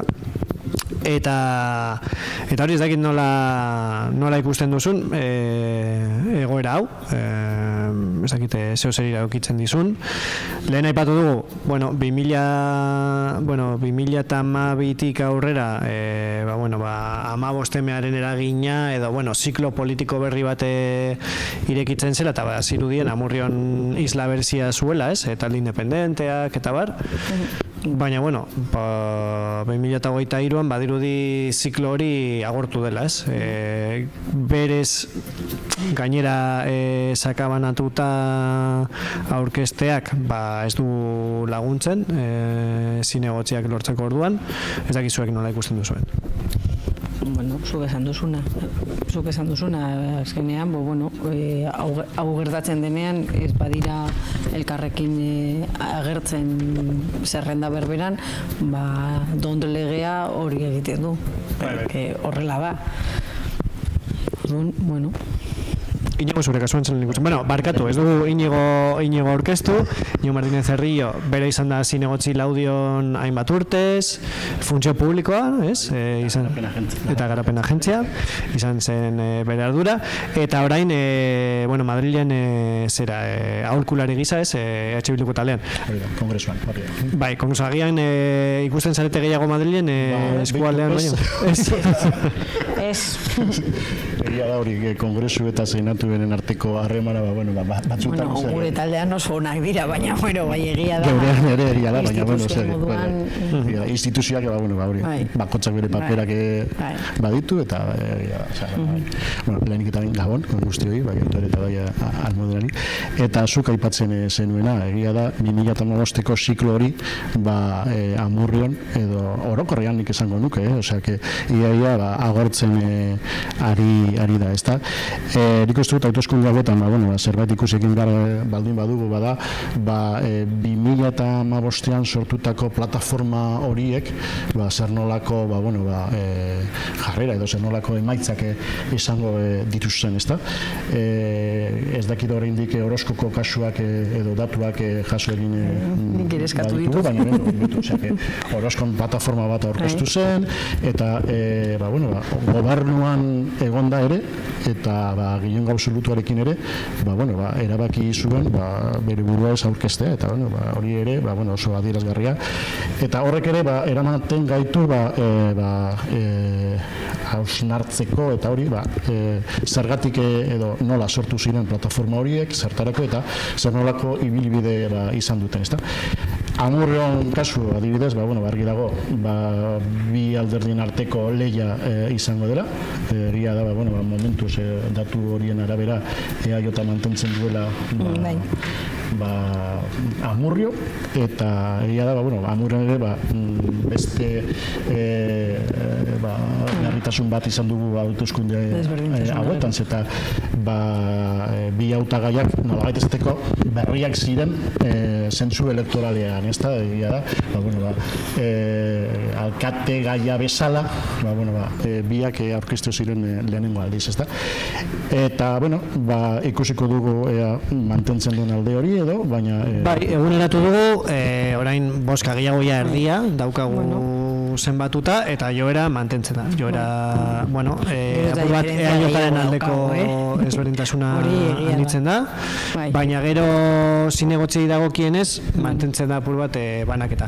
Nik aipatu nahi dizuet, lehen aipatu dugu, ez dakit zuekin edo oianarekin, berri emaile batek, suposatzen dugu mailan egondakoa, pasadio bizkigu Arrankudiaga Zoioko datuak, momentuz, zalantzan jarriko nituzke, ez daude... Uniko kondokoak dauzkat eta... Epatu ditzakegu ere. Ministerioak ez ditu baiestatu, baina Arrankudiagan irabaziko luke EH Bilduk, eta egia esan da, ez dakite nik usten irabaziko luke boska gehiago lortuta, nik pentsatzen nuen adibidez agian boterean egoteak urratuko lukela EH Bildu, baina egia da ere EAJak aurkeztutako alkate gaia Urtzi Bergara, uste dut ez duela justu gobernuaren uste dut beste modu batean nolabait enfokatu duela bere kanpaina eta ez duela hainbeste bideratu kudeak eta ereduari egurra ematera eta agian horrek ere eragin du eta lagundu diola apur bat EH Bilduri gogoratzen dut duela 4 urte Josu Beaskoetxeak askoz modu erasokorragoan jokatu zuela kanpainan, kudeak... 4 urte gainera, 7 aldeko aldea egon zen, botoekin... Oso estua eta... Oso estua. Baina, nik... datu hauek zuzenak badira, ez dira horren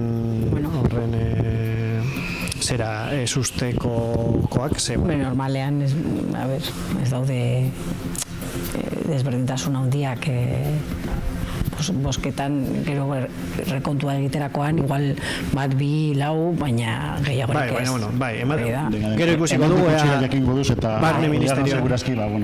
Bueno, Almudena, aipatuko dizkiguzu zuk dituzunak.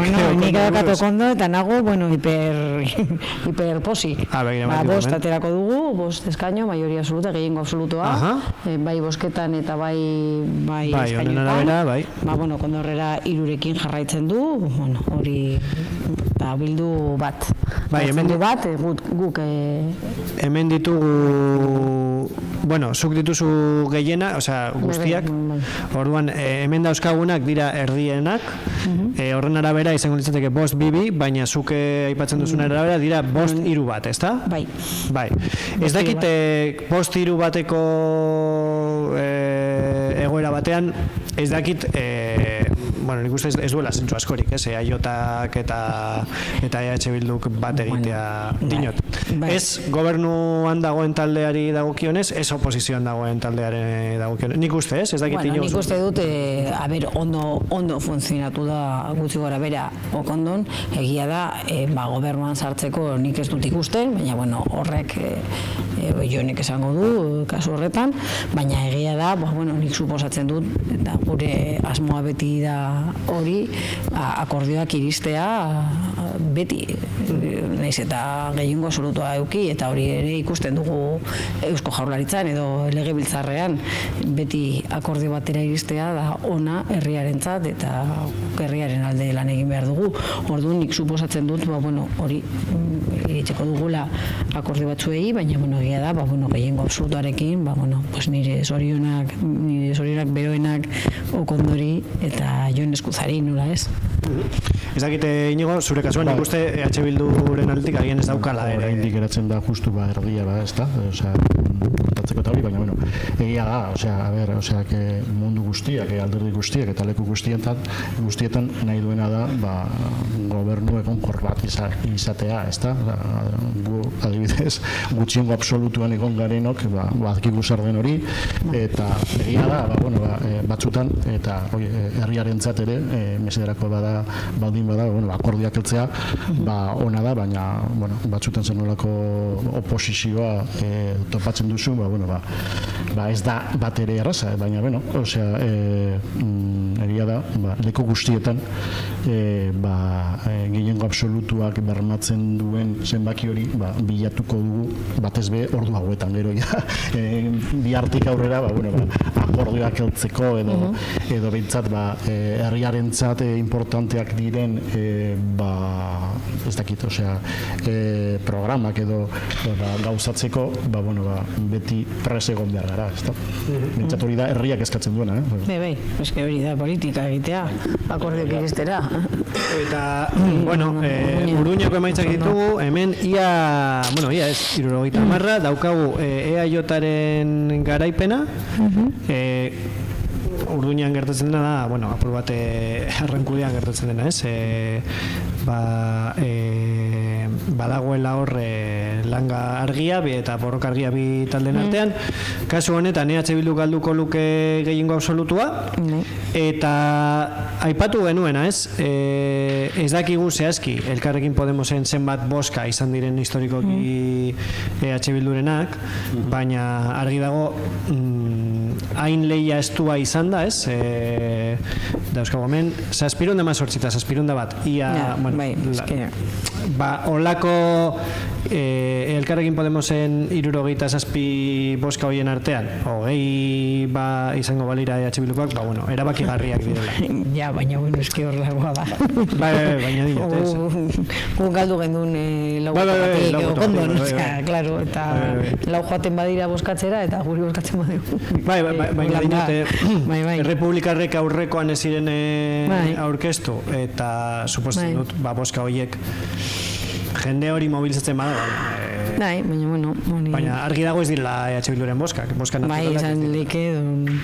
Gero PSE ditugu, badirudi berriro ere errepikatzen dela, ez? Bere garaian PPek izan zuen zinegotzia, duela hirulegealdia, baina badirudi PPren presentzia geroz eta gehiago urruntzen dela. Ez dela...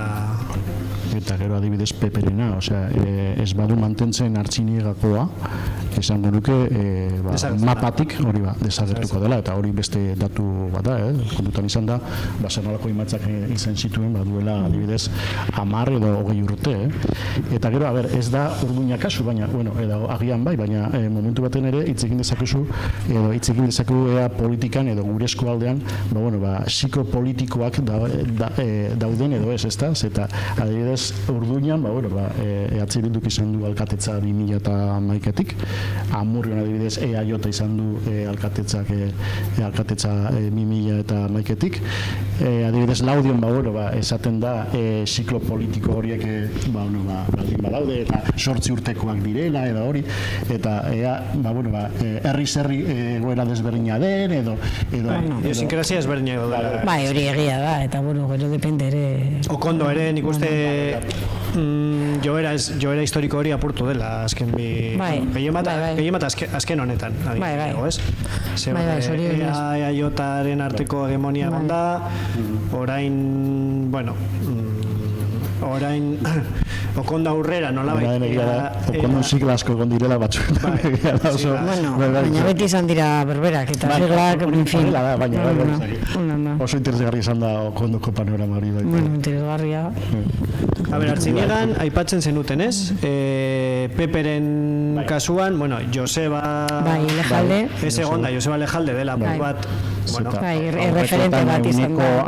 Uneko 10 lortu zuen Pepek, eta une honetan, ez dakit nola duan, baina... Momentuz, gaude, ia boskardiekin, daukagu garaipen nahiko argia EH Bilduren aldetik, eta aldatzen da apur bat panorama zentzu horretan, ez egia da, EH Bilduk izan zuela, horregatik gobernatu zuela, gehiengo absolutua izan zuela, baina kasu honetan PP desagertzen dela... Eta desagertuta bikoizten du momentu horretan. Bai, desagertzen da mapatik, eta nik uste ere hor dagoela alde batetik Joseba batzutan pertsona ezaguna dela oso ezaguna, historikoa da, izan da hori argitzen bada, argi dago hori PP bat ezagertzen dela gure eskualdetik, eta hori da berri hona entzateri abertzaleok gari nintzen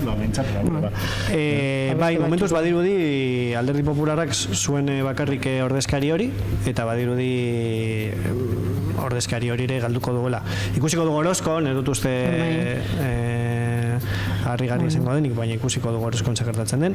Eta Laudion, ia 70 marra... 6-6, bat. 6-6, PSE... Hemen asko aldatuko litzateke bat, baina azkenean gobernatzeko beharrezkoa da, gobernatzeko gehiengoarekin. Eskrutinoaren zenbatiko da. Ia 70 marra. Baina hemen berriro, PP geratzen da kanpoan, eta ikusten duguna da airean geratzen dela apur bat txanpona. Kasu honetan, aurrekoan okerez banabil, EAJak zuen zinegotzi bat gehiago, ez? Orain, emaitza hauen arabera, 6 dira, baina egia da PSek irabazten duela beste bat. Orduan, hori ikusiko dugu. Eta mantentzen du Omnia irurekin, eta hiru ere. Eta lehiaztua, ez? Lehiaztua EAJ eta EH Bildu. Eta asko geratzen da oraindik, Oraindik geratzen da asko, eta... Laudion izateko gutxi da oraindik. Bai, nik uste... Segurazki instituko mailak izango dira, segurazki, eta aretakoa segurazki badaude, latirrokoak ere badaude, eta gardiako ere. Bai, eta gainera dira mailak edo nola ere, mantentzen bada, Laudio mantentzen bada, mantentzen bada, zerrenda boskatuena... Errespetatzen bada, gobernatzeko joera horrek, jarraitzen badu, EAJak gobernatuko luke. Baina, esan bezala, daukagu matematiken jokoa. Hor, aukera dagoela... Dibertsio izateko azken unerarte. Ez dakite benetan ematen duen edo ez, baina bai. Ez dakite, nik uste agian, momentu honetan pilpilian dagoen udala da Urduña, printzipio, suposatzen dut. Oso gutxi geratzen zitzaion... Arakaldo? Arakaldo aurrerak, Arakaldo taldea. Bai. Eta Urduñan jarritzen dugu berdin. Eta EAJaren, bueno, zinegotzi batekin gehiengo absolutua. Osea, hemen Urduñan argi dago... Bai, bata edo bestea.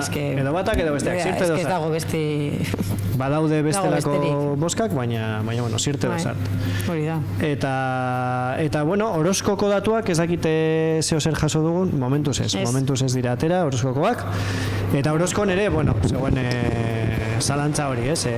Bai, a ber, zer gertatzen den, nino, eta inbeste urte, independiente... Gobernuan egon da, hori da. Bai, ez dakite, hori beste leku. Bai, baina, bueno, bai. Hori da gauza bat, baina gero ikusi behar da, nora doan.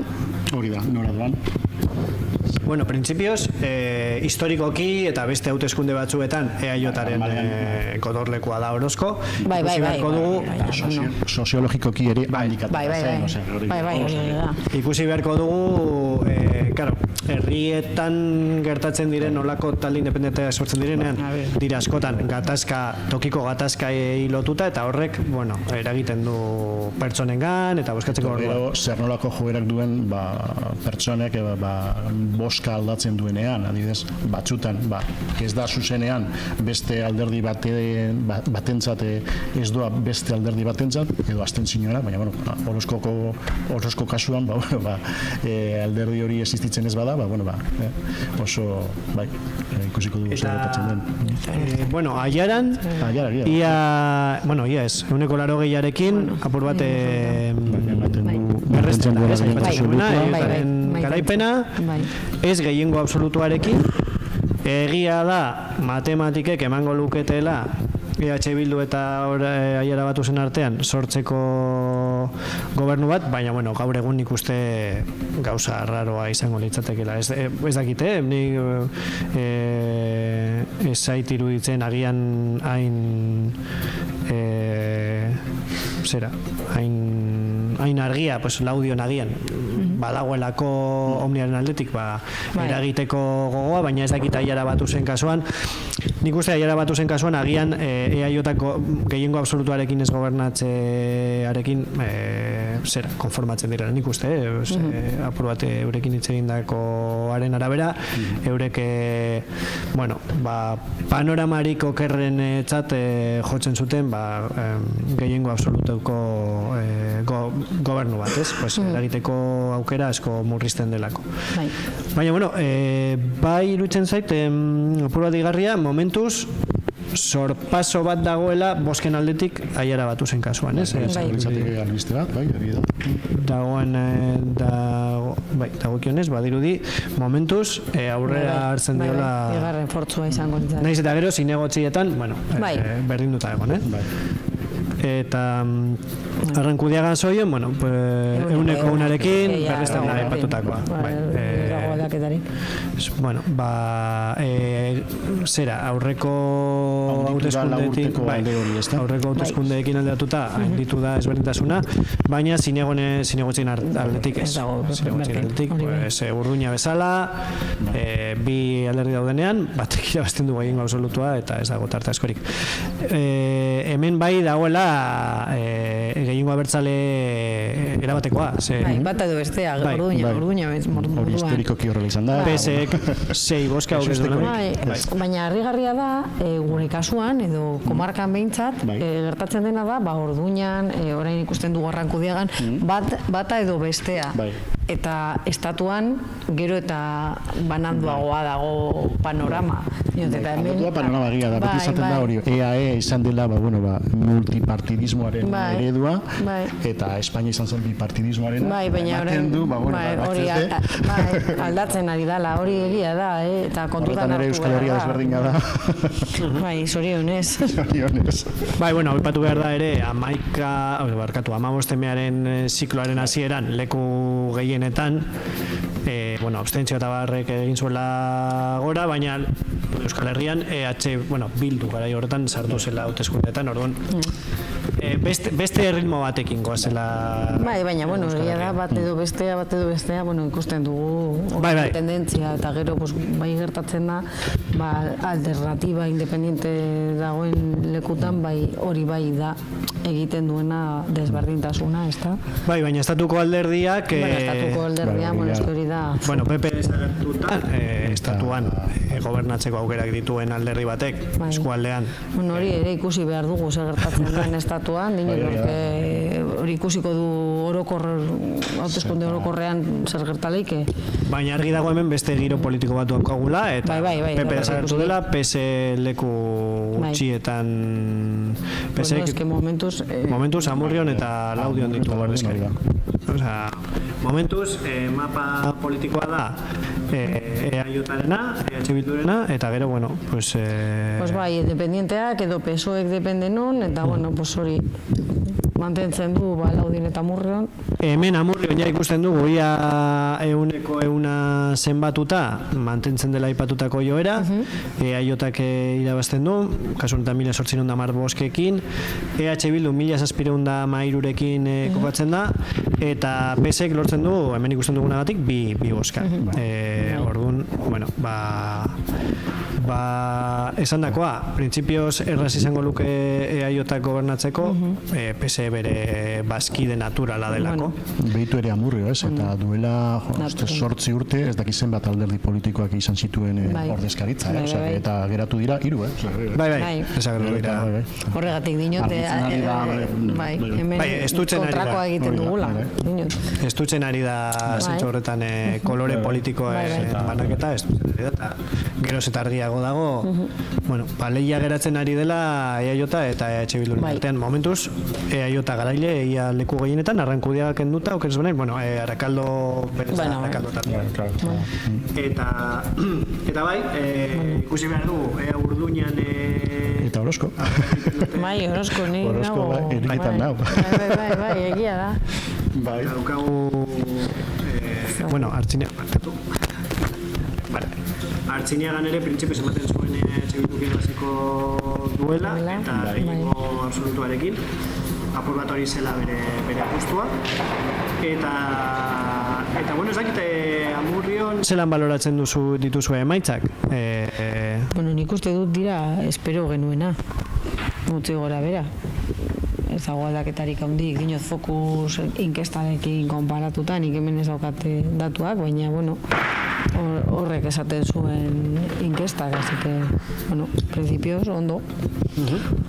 Ondo, hombre, gustatuko litzaiguke emaitzako honenak eukitzea, baina oso ondo dago, txarrak egin du lan izugarria, naiz, eta esatea berria dela, bueno, ez da inberria, berak egon da 2 urte, hori da, egon zen bigarren zerrendan Josunerekin, eta egon da 2 urte alkate moduan, eta eskertzekoa da, bueno, bere lanak ikusten dela, eta jendeak argi daukala, bueno, zer dago atzean programa eta ekintzak, ez da, eta bueno. Bueno, eta gero, PSek printzipioz gora egiten du, eta... Baina da, don legearen iragina, beste alderdiak desagertzen badira, eta boska horiek ez badira, kontuan hartzen, hori da, indar politiko, don legea da, eramaten ditu, erresto horiek, ez da, eta Amurrio mantentzen da, une honetan egon den gobernu formula hori, eta, bueno...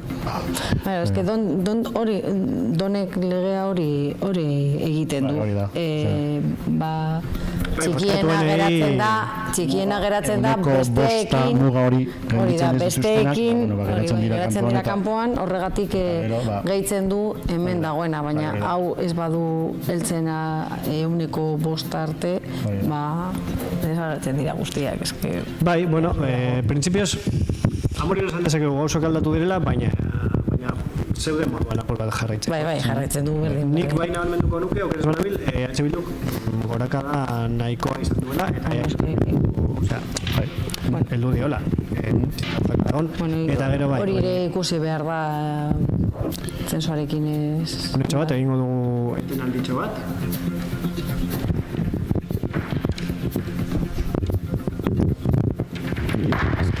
Eta Orozkoko emaitzarik ez daukago zebez? Osea, ez dut sinesten.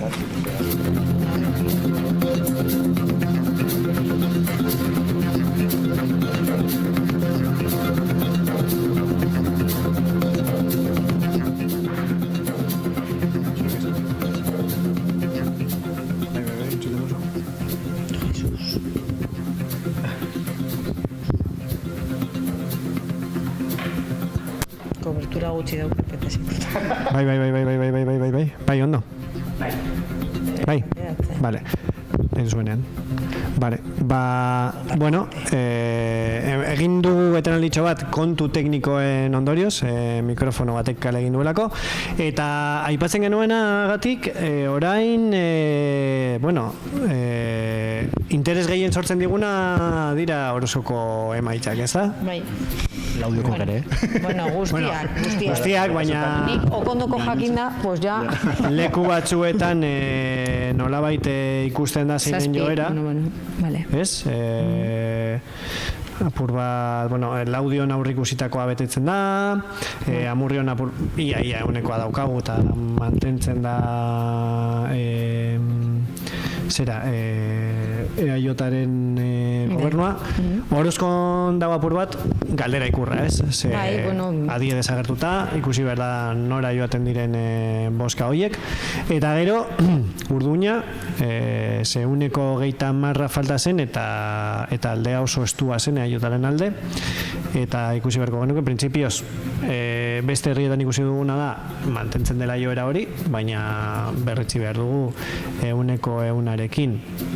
Eta Laudion, bueno, geroz eta hurbilago gaude euneko eun horretatik, eta bai, mantentzen da, 6-6-3 bat, bueno, lehen genituen 6-6-3 bi, eta orain itzuli gara berriro 6-6-3 batera, eta ikusiko dugu azken bultzada horretan, nola geratzen den. Nola geratzen da panorama osoa. Zinegotzien dantza, baina, bueno, apur bat eztabaidatu duguna, ez?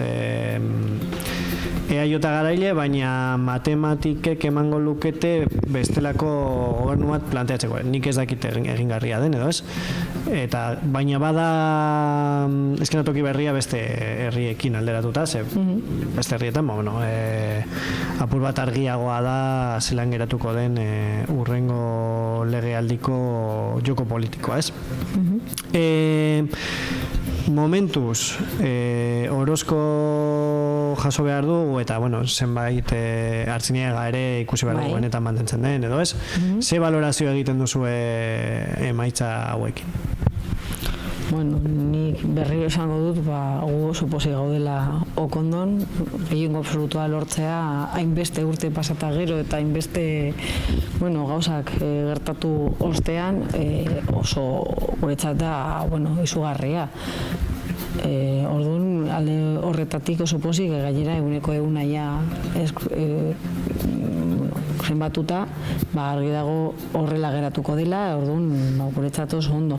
Laudion mantentzen da, Amurrion mantentzen da, espero genuena, Aiaran, bueno, ikusi behar da gehiengo absolutuan mantentzen den ala ez, eta, bueno, Artziniegan ezen erraza berreskuratzea gure partez, bueno, ikusi behar da nola amaitzen den, baina, bueno, badirudi ez dugu lortu berreskuratzea, eta gero, bueno, Arrankudia Gantzoio, bueno, uste dut espero genuena dala alde batetik, beti daukazu itxaropen hori, baina, bueno, fokus inkestak horrek esaten zuen, edo hori esaten zuen, eta, bueno, Arakaldo kasuan ere, bueno, espero genuena, ez daude, bueno, gauzak handirik esateko, dinot ez dago sorpresa handirik, ez da, momentuz behintzat ikusi behar da, eta, bueno, nik espero dut Laudio kasuan, bueno, mantentzea, EAJak mantentzea gobernua, zerrenda bozkatuena delako, eta, bueno, nik uste dut hori errespetatu behar dela beti. Baina, bueno, ikusiko da.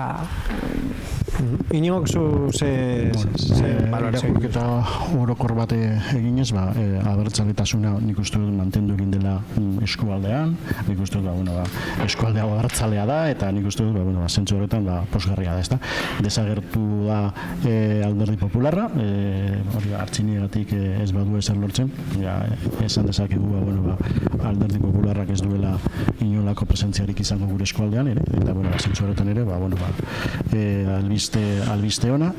EH Bilduren aldetik, gure zenbakiak hobeak direla, duela 4 urtekoekin alderatuta. Claro, hauek zenbaki hutsak dira, baina claro, hori ikusteko ere portzentaiak ere oso importanteak dira, eta claro, parte hartzea jeitzekin da, nik adibidez laudio hori buruzari naiz, parte hartzea jeitzi da, eta ez hori bakarrik, zentzua ere basuagoa zen, beraz, zentzu horretan, datu horietan gure igoera positibotzat jotzen dut, Amurrion mantentzen gara, eta gobernua izan dugun lekuetan ea gertatzen den Orduñan, ez dakite Orduñako Zau da horoskopoa, baina hauek dira 115. Uste dute almoden esun dituzula... Bai, irabazi dugu horoskon, 7 eskaino eta bildu 4. Bueno, hau da 115, eta 115arekin hauek dira ofizialak. Gehiengo absolutoa ere horoskon, orduan, claro, guretzat... A ber, agian jeitze dugu hori ikusi behar da datu zehatzak, baina egia da, gehiengo absolutoa edukitzea bi herrietan behintzat, zorionekoa da. Bueno, horoskon egoera da hori ere, ez? Zera, indar abertzaleak nagusi, orduan banatu behar da... Baina gertarek edo zein gauza dinot ikusi dugu Arakaldorekin. Arakaldo beti izan da ere EAJaren, eta agertzen da independiente bat, eta orain mantentzen da, baina desagertzen denean zer gertatzen da, hori da beti galdera ikur bat zegoen hor... Eta horoskon esaten duzu naturala, edo, espero duguna, baina batzutan, sorpresa kortik. Dena, horoskon adibidez planteatzen zen apur bat, adieko pertsona batzuek babesa eman zioten ez zera... Autorizari, bai. Elkarrekin Podemosi. Ea horrek izango luen eragina, baina ematen du zuk jasotako emaitzen dena bera. Orduan, zorionak ematen diot ere Autorizari, erronka polita dauka aurrean, eta, seguro oso ondo egingo duela. Izango diogu gure lankidei deitzen azteko Autorizari. Bai. Bihar argitaratu behar dugu egunkari bat, eta bera dirazpenak behar ditugu. Eta Orduña, aipatutakoa, mantentzen da joera, EAJak irabazten du, egia da lehia estua dela, baina lehia estu horrek azkenean ez dauka isla berezirik zinegotzietan, ze gehiengo absolutua dakar irabazteak Orduña. Zorionekoa da. Berreskuratu dugu, guretzat emaitzak onak dira, eta hor dago. 2011etik bildu egon da, eta ziklo hori behintzat orainik dago... Batzutan esaten dugu zikloa galtzen dugunean, baina irabazten dugunean da lana egiteagatik, orduan, falta da 1,6, baina printzipioz mantendu da joera, izan liteke aldaketa egotea, baina printzipioz aurretik ere geunden 1,70an okerez banabil, eta 1,15 horretan mantendu da joera, suposatzekoa da, mantenduko dela kasu honetan ere. Eta hemen ere berrezten da bi kolore daudela politikan, beste guztiak oso urruti geratzen dira hori, nolabaiteko emaitza esanguratsutik, ez daukate ez da zinegotzi bat ere, eta probatu... Bata edo bestea esan duguna, ez dago besterik, utxu. Orduan, itxarongo dugu, horoskoko emaitzak agertzen zaizkigun hemen grafikoa, baina, printzipioz, EAJak irabaziko luke, gehiengo absolutuarekin, orduan galdera ikur hori ez, nora joango ziren boskak, erantzun da geratzen da, ez dakit EAJara joaten diren, edo EAJara itzultzen diren, ez dakit nola... Berdin da, azkenean berreskuratu dugu dela, eta herriarentzat ona izango da, hori da importantena guretzat.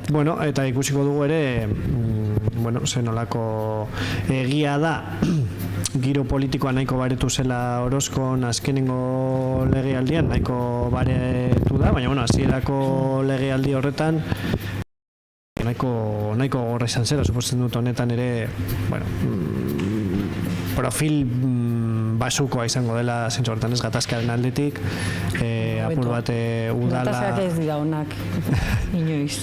Eta, bueno, nahikotxo baretu dela, eta nahikotxo gonkortu dela udal ekonomia, eta, bueno, ziurrenik, eta Artziniagan...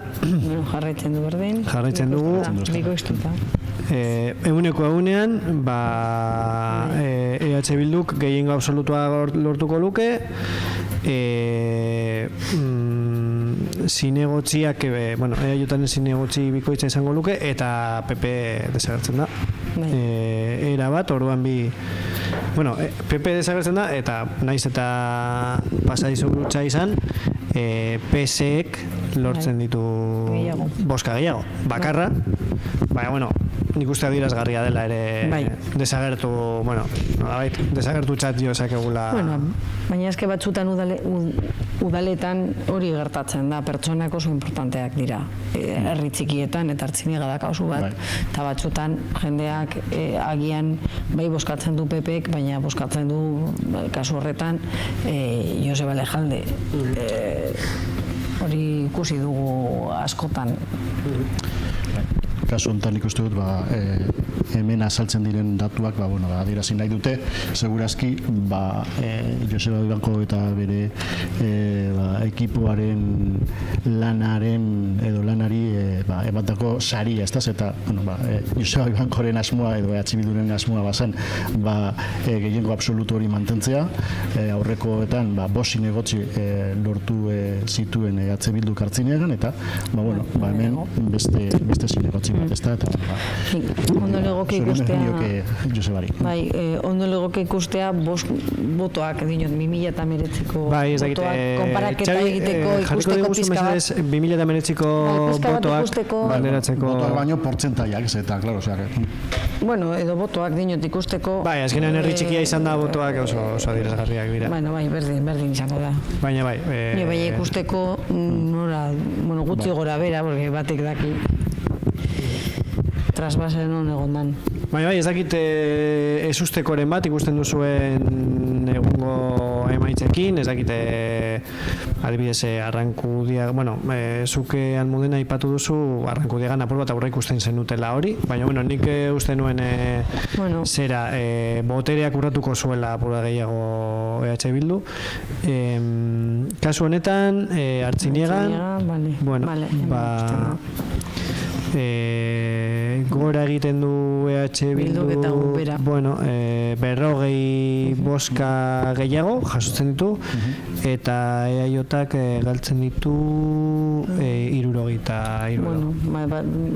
PP-ko batzuk pasatzen dira PSOE eta beste batzuk zuei agian. Aiara herriko datuak, eta hori ea Aiara batuz bigarren indar politiko bezala geratu den, edo jakiteko? Lehen ikusekin dugu hori, Aiara herrien, Aiara batuz bazegoela, agian Aiara aipatu duzue, agian jarriko dizuegu Gentza Lamillori egindako elkarrizketa, hitz egin dugu jadanik berarekin, eta entzungo dugu ze esan behar egun. Agian entzungo dut, orain konturatzen naizela, agian entzungo dut nik bakarrik. Barkatu hemen jarri digute eta entzungo dugu.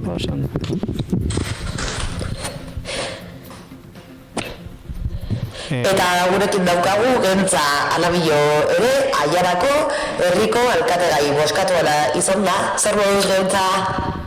Ondo, kaixo, arratsaldeon, gabon ja. Bai, ez da, gabon esan behar dugu, baina argitu dira behintzat Aiarako datuak eta EAJak lortu du babesik handiela. Nola baloratzen duzu bildutako emaitza hori?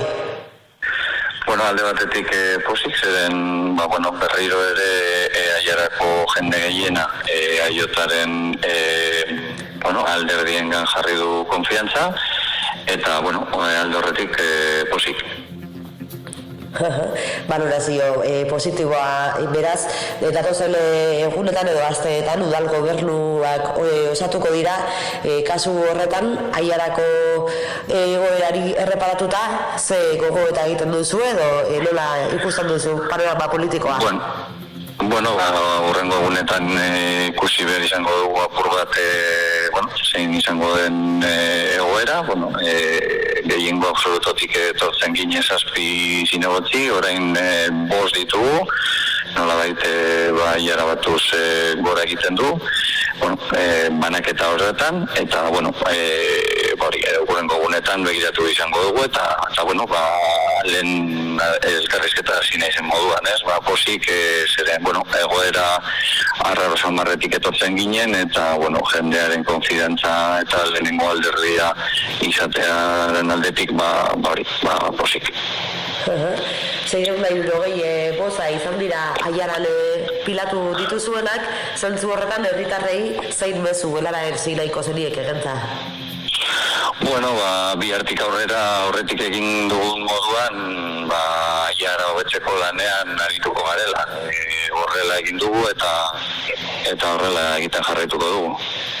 Gogo eta hitze horiekin lideratuko gara, eskerrik asko jontza Alabilo, gaurko gaue honetan Aiaraldea komunikabidean izateagatik, eta zorionak, lortutako emaitzagatik. Bale, zuri eskerrak, agur. Hor genituen engentza Alabioren hitzak, eta orain egingo dugu beste etenaldi bat gure artean entzuteko Sonia Hidalgoren hitzak, ze berak irabazi du Arakaldo taldearekin. Egia da, Sonia Hidalgoren esku egongo balitz, elkarrizketa ez lukela egingo, ze berak defendatu du behin eta berriro talde bat direla, eta bera beste bat dela, alkate izatea norbaiti dagokio. Batek itzikin behar du. Eta kasu honetan berari dagokio, orduan berarekin izan dugu elkarrizketa. Zorionak, lehenengo eta behin, Sonia. Eskerrik asko. Nola jaso duzu eta... Gauze pizka bate deskolokatute. Nola jaso duzu, emaitza taldean? Oso ondo. Posik gaude, oso posik gaude. Orduan, valorazio bai. Hauzokideen konfidantza eta hori da importantena guretzat. Orduan, valorazio positiboa egiten duzue. Oso ona. Aipatzen zenuten lehenago egondako taldearen lanarekin jarraitzeko asmoa zenutela. Ez dakite zer erronka dituzuen hurrengo 4 urte hauetan Arakaldon. Hori, proiektu irekita daudenak jarraitzea, eta gero denon artean erabaki dugula. Eta hori da importantena. Denon artean egitea eta erabakitzea. Honen arabera, udal batza osatuko duten 5 zinegotziak Arakaldoko taldekoak izango dira, ez? 5. Hori da. Mezuren bat, helarazi nahi diezu herritarrei, Arakaldoko herritarrei, Sonia? Eskerrak barkatu, eskerrak ematea. Eskerrak ematea, eta hori, gaude oso posik.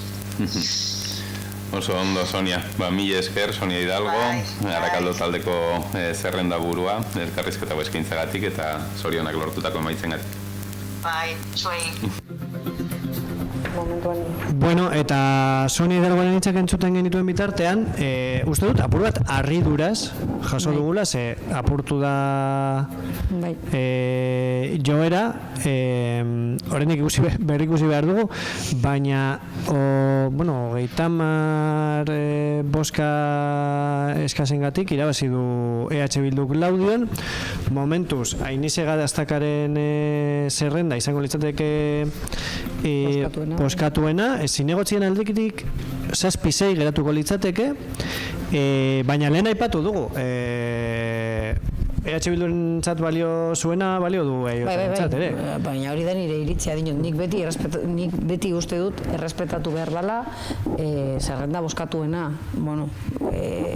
Kasu baten bat badago hortik eta guko kondon euki genduen eta momentu baten nahi genuen beste egitea, baina hori horrela da eta hauek emaitzak badira, onartu behar dira eta gainera eske naiz eta PSOErekin ere ez dauka Bai, baina dinot, bueno... Zerrenda boskatuena, hori da, niretzat da lehenengo gauza errespetatu behar dena, baina hori da almudena hautaolak pentsatzen duena, dinot, gero alderdiak egingo dute haiek pentsatzen duena. Orduan, zuek uste duzue, EH Bildu gobernatu dezakela inolako koaliziorik gabe, dino, zer da boskatu horrek ja, EH Bilduk erabaki behar du, nola egin nahi duen. Zentzu honetan, egia da, ni onaino heldu naizenean, egia da, herriko plazatik nentorrela, eta egia da, heltzen ziren emaitzak onak ziren, baina, hemengoak ikusita, baina egia da, gu beti danik, gure historikoa irakurtzen bada, gu beti izan dugu, edo eskatu egin dugu bestei, boskatuen zerrenda, hori da, boskatuena, errespetatzea, baina beste gauza bat izango dut, gu ere, egon gara gutxiengo egoera batean, eta badakigu zer den, bederatzi zenbaki hori ez izatea, ezta? Eta horretarako, akordioak heldu edo bilatu egin behar dira, behintzat, egonkortasun hori bilatzeko, ezta? Egia da, ez dela gauza bera, zu lehenengo indar politikoa izan bazara, edo bigarrena, edo orain, egia da, aritmetikotik aratago joan behar garela, ez egonkortasun matematiko bat lortzeko, baizik eta programatikoa, eta batzutan ondo dago bederatzi zinegotzia izatea, batuketa batekin, baina gero koherente izan behar gara, gu pentsatzen dugunerekin, eta egonkortasun hori mantendu egin behar da 4 urte hauetan, ez da?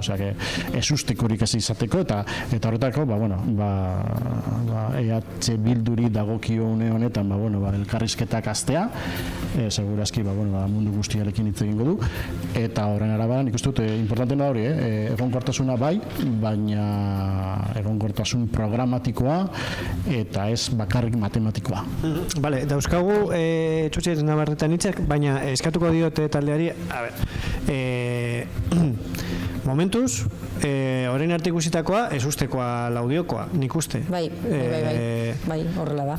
Nola baloratzen duzue? Herri gehienetan, oraindik ikusi behar dugu Orduña, baina herri gehienetan nolabait bete da joera hori, laudion azkenengo unean, zengo da mai bat edo besteak kale egin duela, baina uste dut... Gainera eske oso desberdintasun txikia da. Bai, baina alere uste dut ez ustea... Bai. Kontuan izan da ere, duela 4 urteko aldea, EAJaren alde, izan zen 1.100 eta piko boska. Da sekulako sorpaso, ez da, zentzu horretan, bagentu zen hori, 1.100 gutxiago eukidu, EH Bildu gutxiago, eta segurazki... gutxiago, baina EH Bildu igo da, hori horrela da, hori dira zenbakia. Eta segurazki omniak ez du izan berak edo inkestak, esaten zuen, bintzate bosketan, gutxiago. Baina zinegotzien kopuruaren aldetik mantentzen da. Bai, baina ikusi behar da ere botoak. Botoak, bai. Eta argi dago, egoera dago EH Bildun, hori horrela da. Eta ere galdu du, guztiak, box izan ezik, kontu zonekin laudion. Bai, momentuz geratzen gara ez uste sentsazio honekin, eta orain bai entzungo dugu Txutxez Navarretaren elkarrizketa, eta ea euneko euna daukagu, EH Bildu, bai, euneko una daukagu, eta, Urduñan EAJ garaile, eta gainera azkenengo zenbaketan apur bat ezberdintasuna gainditu da apur bat, ez? Milako langa gainditu du, eta bitxia da, eta hemen nik uste dut abstentzioak eragina izan duela, baina EAJak irabazi du aurreko legealdian, baino boska gutxiago jasota, bat bat baino ez, baina bitxia da, bueno, jendea agian mobilizatu dela gutxiago bosken aldetik. EH Bilduk jaso ditu 127 gutxiago, eta zenbat boska ditu bueno, Elkarrekin Podemosek 81, PSek 83 eta PPek 33. Bai, argi eta garbi leia alderdi abertzalen artean. Eta bueno, momentuz alkatetzen dantza geratzen da gutxi gora bera nahiko eaiotaren alde. Inote Orozko, Urduña, baina nik uste apur bat ezustekoa izan dela Laudiokoa. Bai.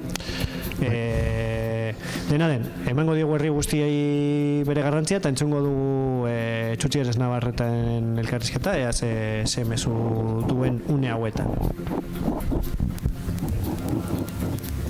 Bueno, gurekin dugu Txutxi Eres Navarreta, Arrankudia Gazoioko udal hauteskundeak irabazituen EH Bilduko hautagaia. Bueno, emaitza handiak lortu ditu, oraingo hauteskunde hauetan koalizio abertzaleak. Txutxi, zer moduz jaso duzu emaitza? Bai, bueno, emaitza oso ona da, eta bueno, lan egiten duzunean, da uste honik lan handia egin dugula, eta honako emaitza bentsate hori eskertzen dira. Sarritan tokatzen da udalgintzan ere, naiz eta lan egin gero emaitzak ez laguntzea eta nahiko frustrantea izaten da. Kasu honetan gogotsu lan egin dugu, baina emaitza ere oso ona da. Eta aurra begira ditugu eskuetan hainbat proiektu, eta honek ematen dizu jendearen konfiantza aurrera egiteko proiektu guztiekin eta egingo dugu. Gainera beste gauza bat oso positiboa da, bai zerrendako kide guztia oso konprometituta daude, kanpainan dana parte hartu dugu batera, eta talde zabal batago hemen udalgintzan herrian konprometituta eta kohesionatuta, kriston kimika sortu da, eta hori ere oso garrantzitsua da aurrera begira. Oindela lau urte zazpibotoren aldea egon zen EH Bildu eta EAJaren artean, EH Bilduren alde suertatu zen orduan legegintzaldia, baina oraingoan EH Bilduk zuen zerrendak desgastea sufritu beharrean bozka botoko puruak gora egin du nabarmen, 318tik 345 pasa dira, eta EAJak aldiz 311 lortu zituen oindela lau urte eta oingo honetan 234. Ez dakit horren inguruko valorazioa zein egiten duzuen taldean? Bai, ikusten dugu konektatu egin dugula jentearekin, ez da. Herri txikietan, egiten duzu lana mundu guztiak ikusi egiten dago, ez? Eta gero, kanpaina bera ere gu, etxezetxe baten gara eta mundu guztiarekin berba egiten dugu, ez? Eta, ni konturatu nintzen etxezetxe eta jente guztiaga zegoen gara, herriko jente guztiaga zegoen gara. Eta nabaritzen duzu, badagoela hor konfiantza margen bat, eta badagoela jentea, onartzen dauena, edo ondo ikusten duena egin duzuna, eta aurrerantzean ere, konfiantza hori ematen dizuna, eta gaurko emaitzetan hori ikusi da sensazio horiek, egi bilakatu dira, eta alde horretatik oso pozik ez, baina oso garrantzitsua da lan egitea, baina gero jenteak ulertzea, ikustea, eta konektatzea jentearekin, eta hori lortu dugu nire ustez da, zentzu horretan oso pozik dago. Oso ondo. Bukatzeko mezuren bat helarazi nahi diezu, Arrankudia Gazoioko herritarrei, Txutxi?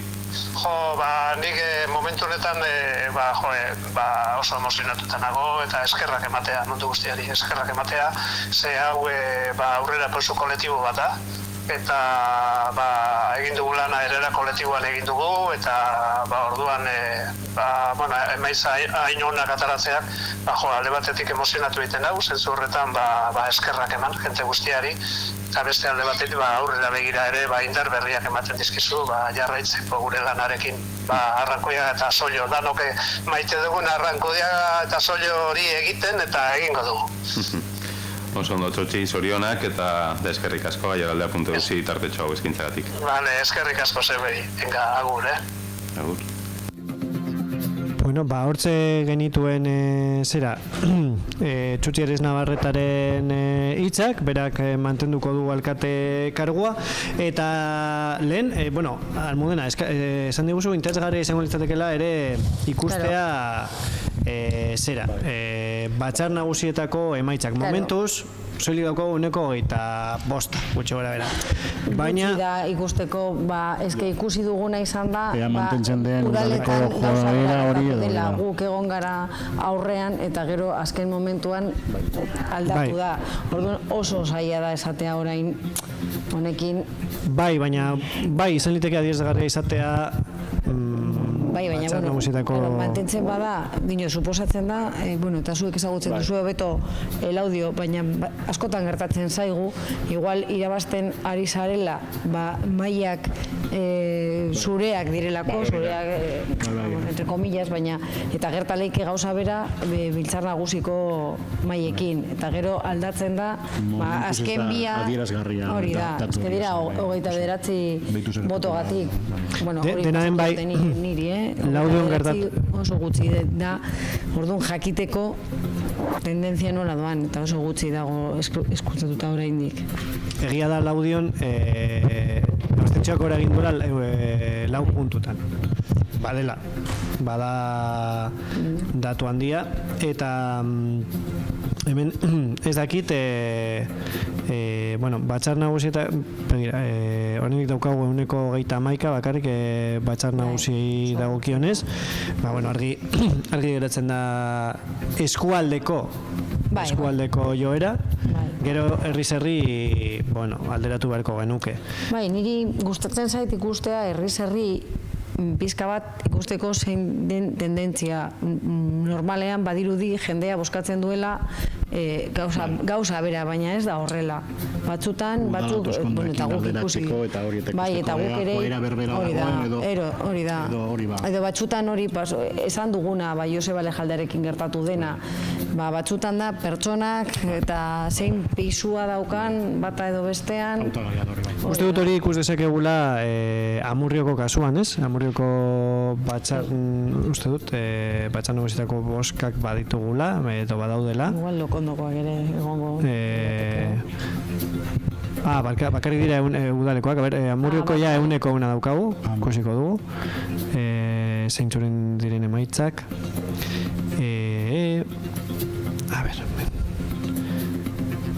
Amurrio, handitu da apur bat, ez? Zera berdintasuna, eta ezinegotziei erreparatuko diegu, ea nola geratzen den. Lehen 7 zeuden, Bai, orain dira 8, 7, 2. Oso ondo emaitzak ona. Eta esan dakoa, hemen naiz eta Bilduk gora egin nabarmen, egoera ez da apur bat aldatuko, eta esango nuke nolabait indartzen dela, PSek ere beste zinegotzi batekin, eta nolabait makulu lanak eginda, indar gehiago dauka. Oraingo gobernuaren formula hori, emaitza hobeagoak izan ditu, ez da, osea, 10, ez da, bai. Izango da hori, don legearen eraginez, baina datuak horiek dira, ez da? Bai, zorionak txerrari ere, eta bere taldeari, nola ez? Bai, eta printzipioz, txerrak urrengo lagurtetan izango duen panorama da apur bat. Bai, hori da, espero genuen, gutxi gora bera, batzutan bai daukazu, zalantzan, igual zinegotzi bat, nora doan, hori, zerosoagoa egoteko, edo,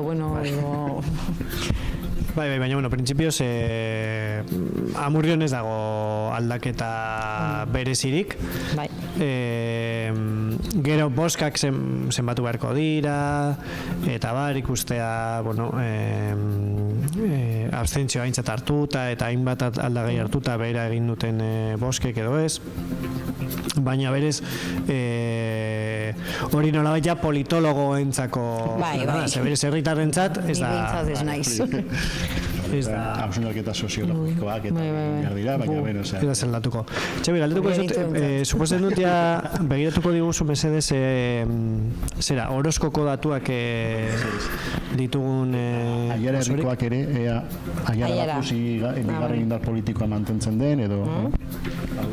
Horrezko, bueno, jarritzen dugu 115arekin. Eta bai, esango nukez, aiaran bigarren indar politikoa dela aiara batuz zera, kasu honetan, hemen daukago aiara. Ja daukago 1,1. Jarritzen du izaten. Bai, 1,1, 4 botoren gatik. Sustua, baina beste albiste da hori, osake. Bai, 4 botoren gatik, baina bigarren indarrean kokatu da aiara batuz. Egia da, EAJak galtzen duela gehiengoa, baina ez dela hain urrun geratu gehiengotik. Baina horrek ematen du, bueno, esan dugu, ematen duela, emango lukela bestelako gobernua sortzeko, baina, bueno, printzipioz, hauteskunde kanpainen ez da inolako sintoniarik adierazi EH Bildu eta Aiara Batuzen artean, eta aipatutakoa, Iratxe Parrorekin hitz egin da, bueno, berak helburutzat jotzen zuen gehiengo absolutorik ez egotea Aiarako udaletxean, udalean. Hori suposatzen du lan gehiago eta akordio iristeko, eta, bueno... Bai, hori da. Hori da ere politika egitea, akordioentzako tarte gehiago egoteko. Eta Urduñan, esan dakoa, Iker Salto Zildezen zerrenda izan da boskatuena, eta, bueno, pues, egia da, ez dela, uste dut, aurrekoan ere EH Bilduren ezberdintasuna EAJarekiko ez zela oso handia izan, eta hemen kasu honetan gauza bera gertatu dela, eta errepikatzen dela emaitza aldrebez. Aldrebez, bai, baina hori izan leike esan duguna, hautagaiak batzutan hori gertatzen da, baina, bueno, gure kasuan ere, bueno, pues programa hor dago, eta, bueno, ondo. Eta, bueno, ez dakit alkate gehiagoren, momentuz ez zaizkigu alkate gehiagoren iritzirik heldu, baina zuentzat gutxi gora bera, bete, bueno, inork ez dakiz gertatuko den, argi eta garbi, baina zuentzat ez da holan bere biziko aldaketarik gertatu mapa politikoan printzipioz, ez? Aipatu dugu, bueno, bueno, laudiokoa, ez? Laudion ematen du baietz, bai. Laudiokoa... Claro, eta da oso herri importantea, claro. Baina zein argi dago, Laudio dela herri, bueno, eskenean eskualdeko herririk populatuena. Bai, hori horregatik. Eta Arabako bigarrena. Horregatik, Arabako bigarrena. Nagusetarako emaitzakean alakoak diren ere, ikusi gen behar dira, bueno, zer nolako eragina izango duen, bueno, 3-2 hori mantentzen den, edo ez mantentzen den, edo ez jakiteko. Beraz hori da. Zuen ustez... Deskuskripzioa da... Honetan lehian dagoena da Aiarakoa, orduan... mantentzen den 3-2 hori... Desberdintasun hori... Bai, zuen ustez, Laudio izan daiteke, izan dezake garantzia, foru aldundira begira, ez? Aldaketa horrek. Denain ikusi berko genuk ere, Arabako... Hori da, claro, es que 3 edo 2, edo... Claro, es que depende... Horregatik... Eta, Laudio pisu oso ondia dauka, hori gertatzen zaigu ere Araban, Gasteiza... Bai, Gasteiz da... Epizentroa. Ikusten dugu hau, eta oso ondo, bai, gara bertxaleak, baina gero ateratzen zara hemendik eta batzutan da, como, en fin, beste mundu bat. Espero dut orain ez. Espero dut Gasteizen ere irabaztea. Bai, bueno, Laudion hori esan dakoa, mantentzen dira... Bueno, ezberdintasuna da oso txikia. Bai, ez que... Ez da, hogeita bederatzi da. Ez da, hogeita bederatzi. Hori izan diaten niri, hogeita bederatzi botu. Eta, baina bai, deigarria da, berez, abstentzioak izan duela eragina. Abstentzioak izan duela eragina, ez dakite... boska mobilizazioa izan den, baina... Baina nik esan dudana, osea, gehitu dira EH Bilduk eta bosek. Kontuz, abstentzioa, hau ematen dio. Momentuz ez dago Esaten dugu, bueno, ez dago arazorik, baina kontuz honekin, Bueno, hala ere, bueno, Portzentaietan ez dakit zenbat suposatzen duen. zenbatu beharko genituzke, baina... Oso gutxi, baina bikoiztu du, Bai, baina, bueno, izan liteke ere peperen boskak izatea. Bai, baina hor dago, dinot, abstentzioa... Hala ere, bueno, nik uste Voxen... Bai. Voxen garrantzia oso txikia dela. Bai, baina... Baina, bai. Tetek ez badu lortu, oraindik ere Voxek gutxiago, ez da, baina, bueno, Bai. Eta, bai, berriro ere Pepe geratzen da kanpoan. Eta, bueno, honetan ez Elkarrekin Podemos ez da zuzen. Eta Omnia mantentzen ditu daukan zinegotxiko pura naiz, eta 500 boska gutxiago. Bai, mantentzen ditu. Bai, gero, aipatu duguna. Ez dakigu, ez da? Bai, bueno, baina dinot eskainoak zinegotxi dagokionez. Bai, azkenean aipatu duguna.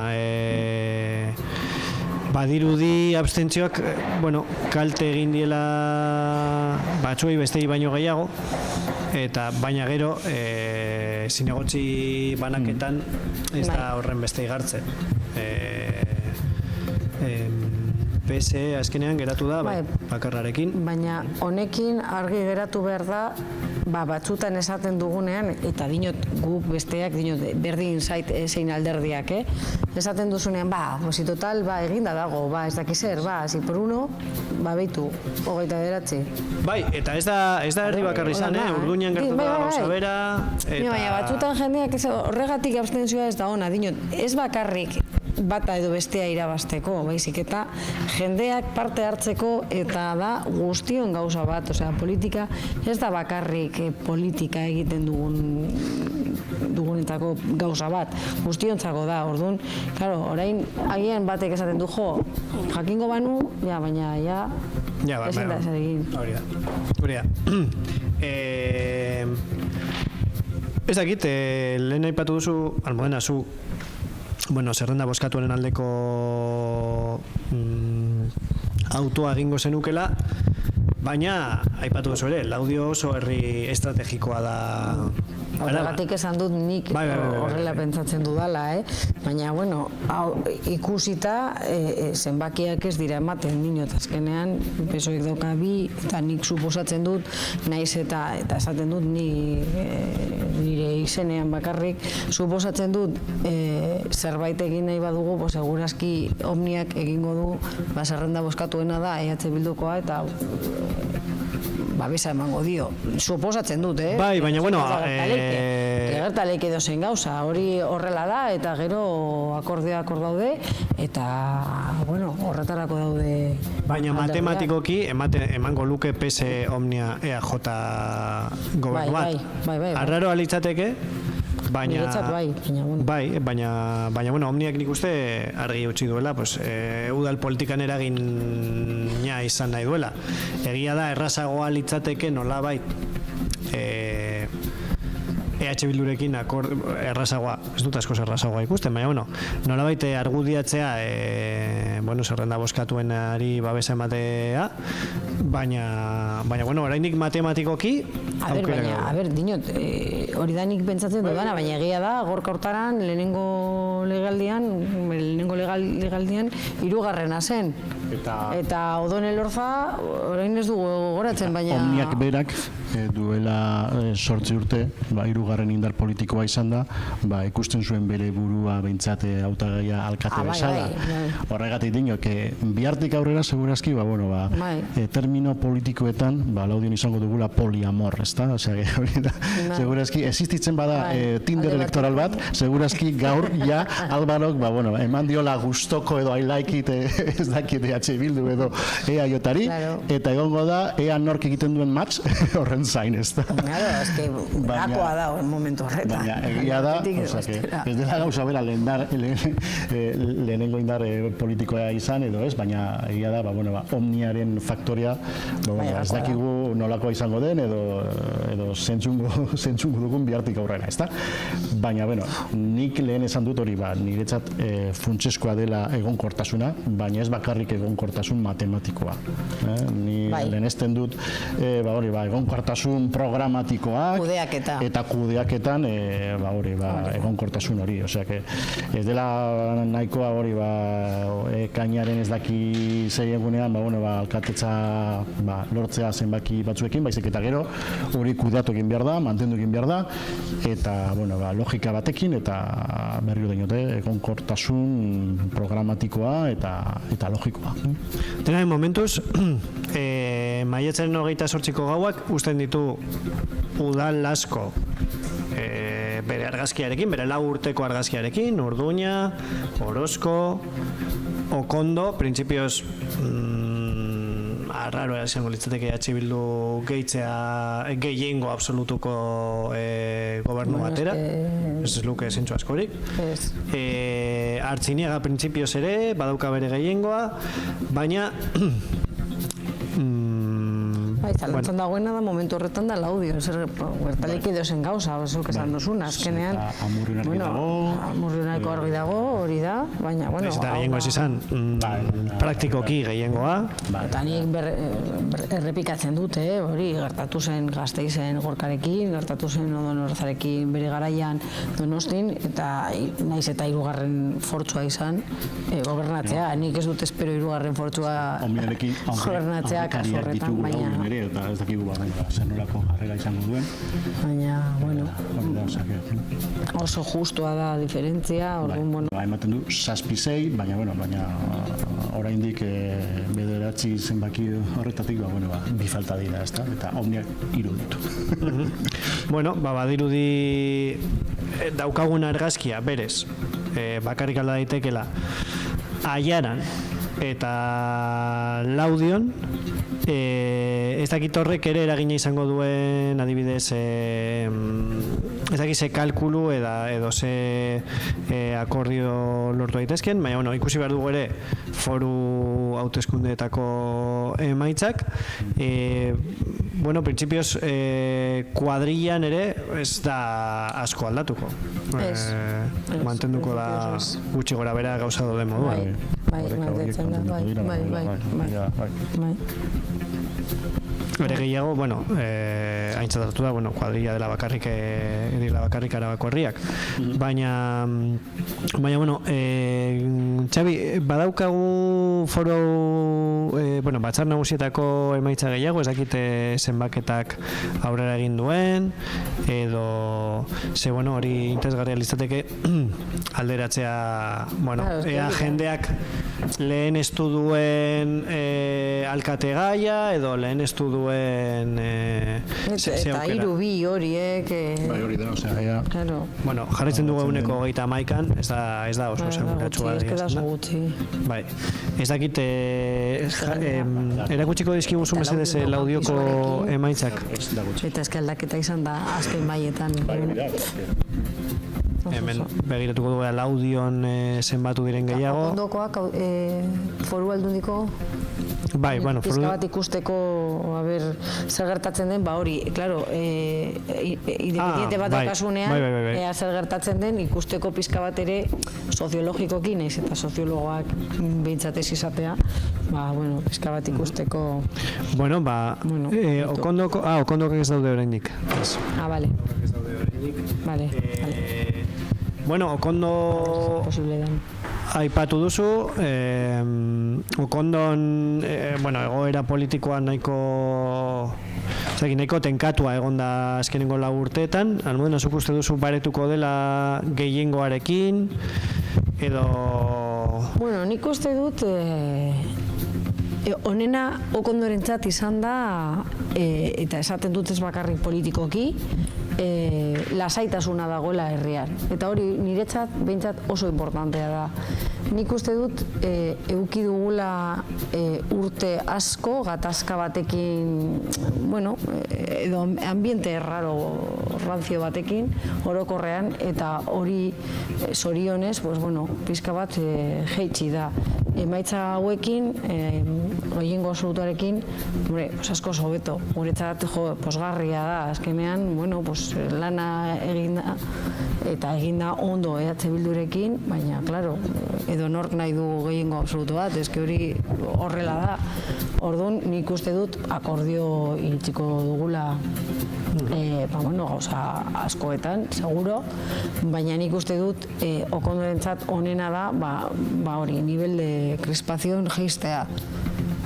Nire ustez hori da importantena, eta hori ikusi dugu 4 urte hauetan, eta horrela jarraitzea, nik maite dut Okondo eta nahi dut, herria ondo egotea, jendea ondo egotea, eta lasaitasuna hori eukitzea herrian.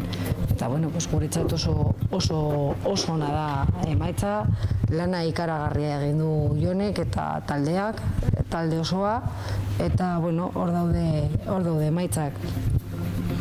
Eta momentuz ez ditugu Joseba Bibankoren adierazpenak, baina, ez dakite ze espero zenuten Artziniegan, azkenengo 4 urte hauetan egonda EH Bilduko gobernu bat, orokorrean gobernuan egoteak urratzen du alderdi hori, eta, ematen du Artziniegaren kasuan ez dela bereziki horrela izan, eta gainera, aldaketa historikoa etorri dela, gehien bat, alderdi popularra ere desagertu delako. Hori da. Hori da albistea, bai. Hori da albistea, bai.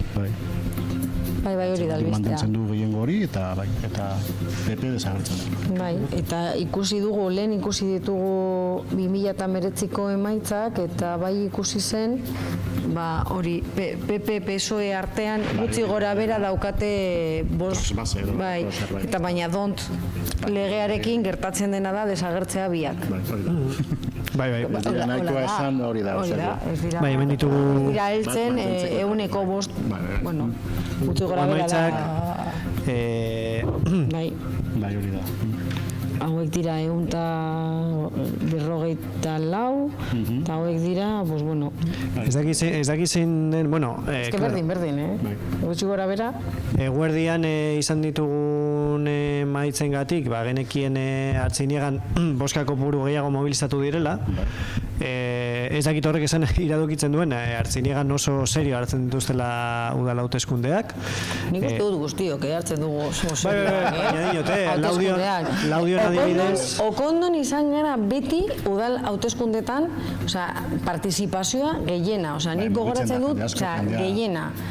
Baina batzutan Euskadiko partizipazio handiena izan da Okondokoa. Bai, eta guk euki dugu, nik egon naiz, arratsalde osoa, guztiok bezala, jendearekin hitz egiten, eta ez zuen heltzen 30-marrera, eta guk,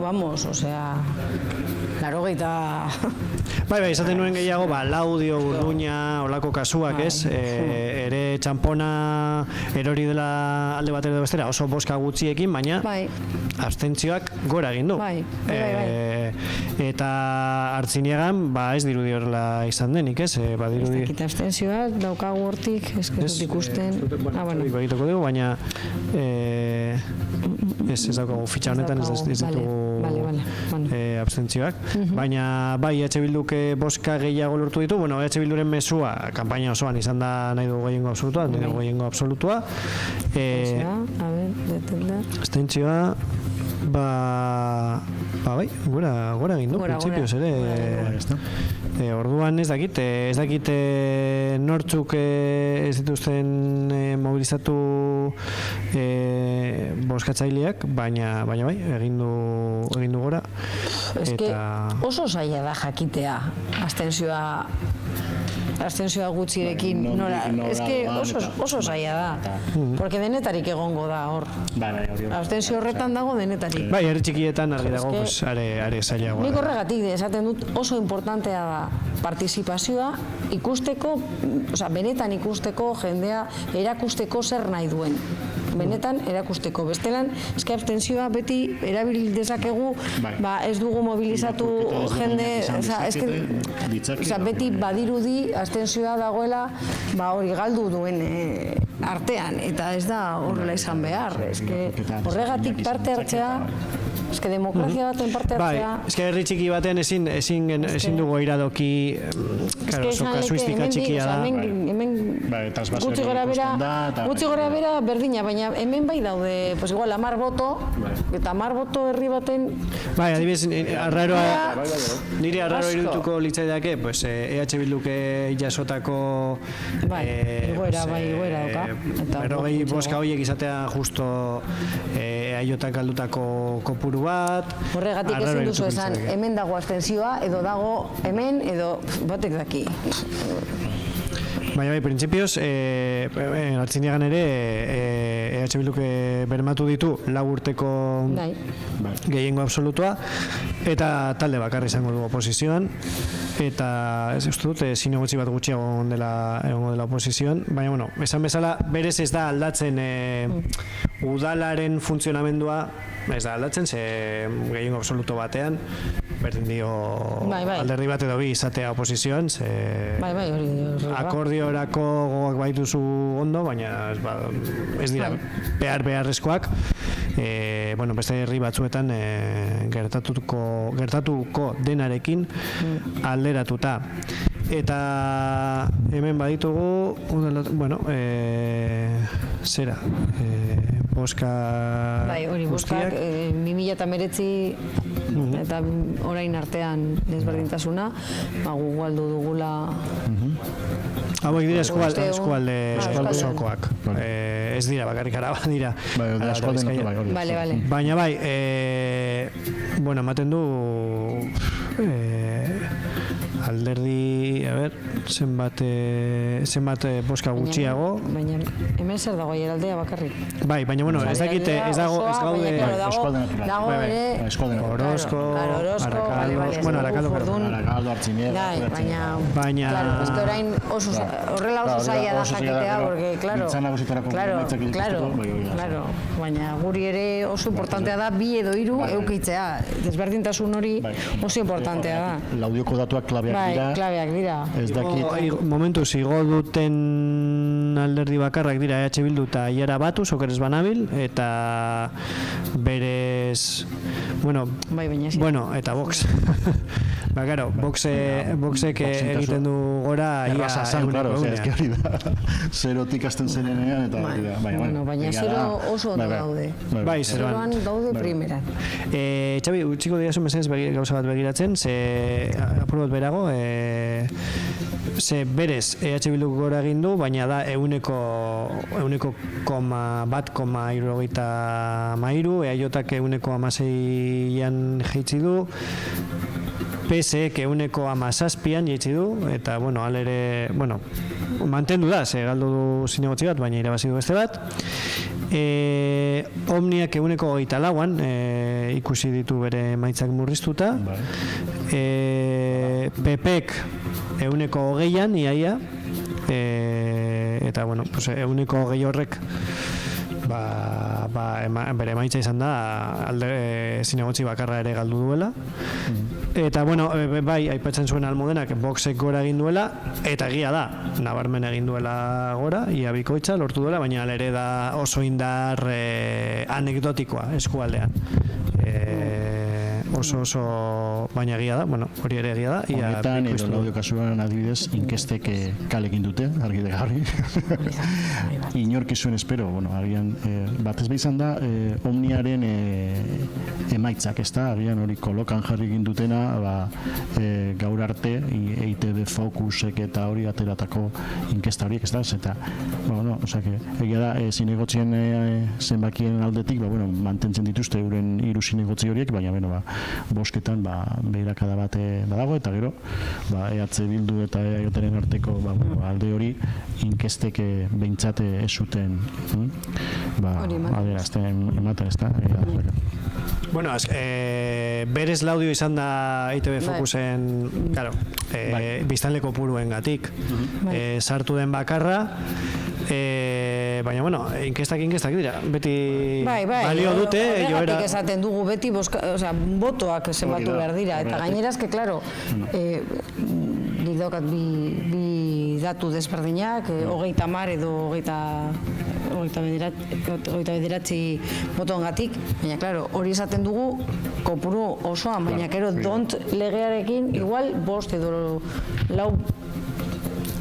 4, depende nola egiten duzu. Niretzat importantena bada nondin gentozen, eta bazegoen 1.100 boska aldea, EAJaren alde, eta buelta eman dio EH Bilduk egoera horri, ezta? Eta, bueno, zentzu horretan... Etor daiteke abstentzioetik, edo... Hemen ere galdu dute 500 boto horiek, agian daude hemen, edo batek daki. Hemen galdu dute 300. Bai, agian berez boska erabilgarriaren argudioa heldu da gehiago EH Bildura beste batera, baino. Edo nola ere, esaten dit Xabik, Ainize Gaztakaren hitzak ditugula, justu orain Laudiori buruz ere ginen, ea nola hartu duen berak ere emaitza. Gurekin daukagu Ainize Gaztaka EH Bilduko alkate gaia, eta EH Bildurena izan da zerrendarik bozkatuena Laudion. Ainize, ez dakit lehenengo valorazio bat emaitza hauekin, lehia estua izan da azken unera arte, ez?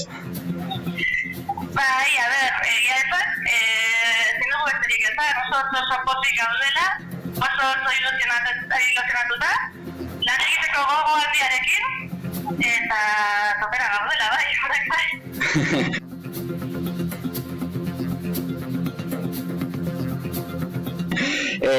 Zazpi zinegotzi lortu dituzue, ez? Azken zinegotzi aukeraz banago EH Bilduk eraman du. Bai, gader, guk horretik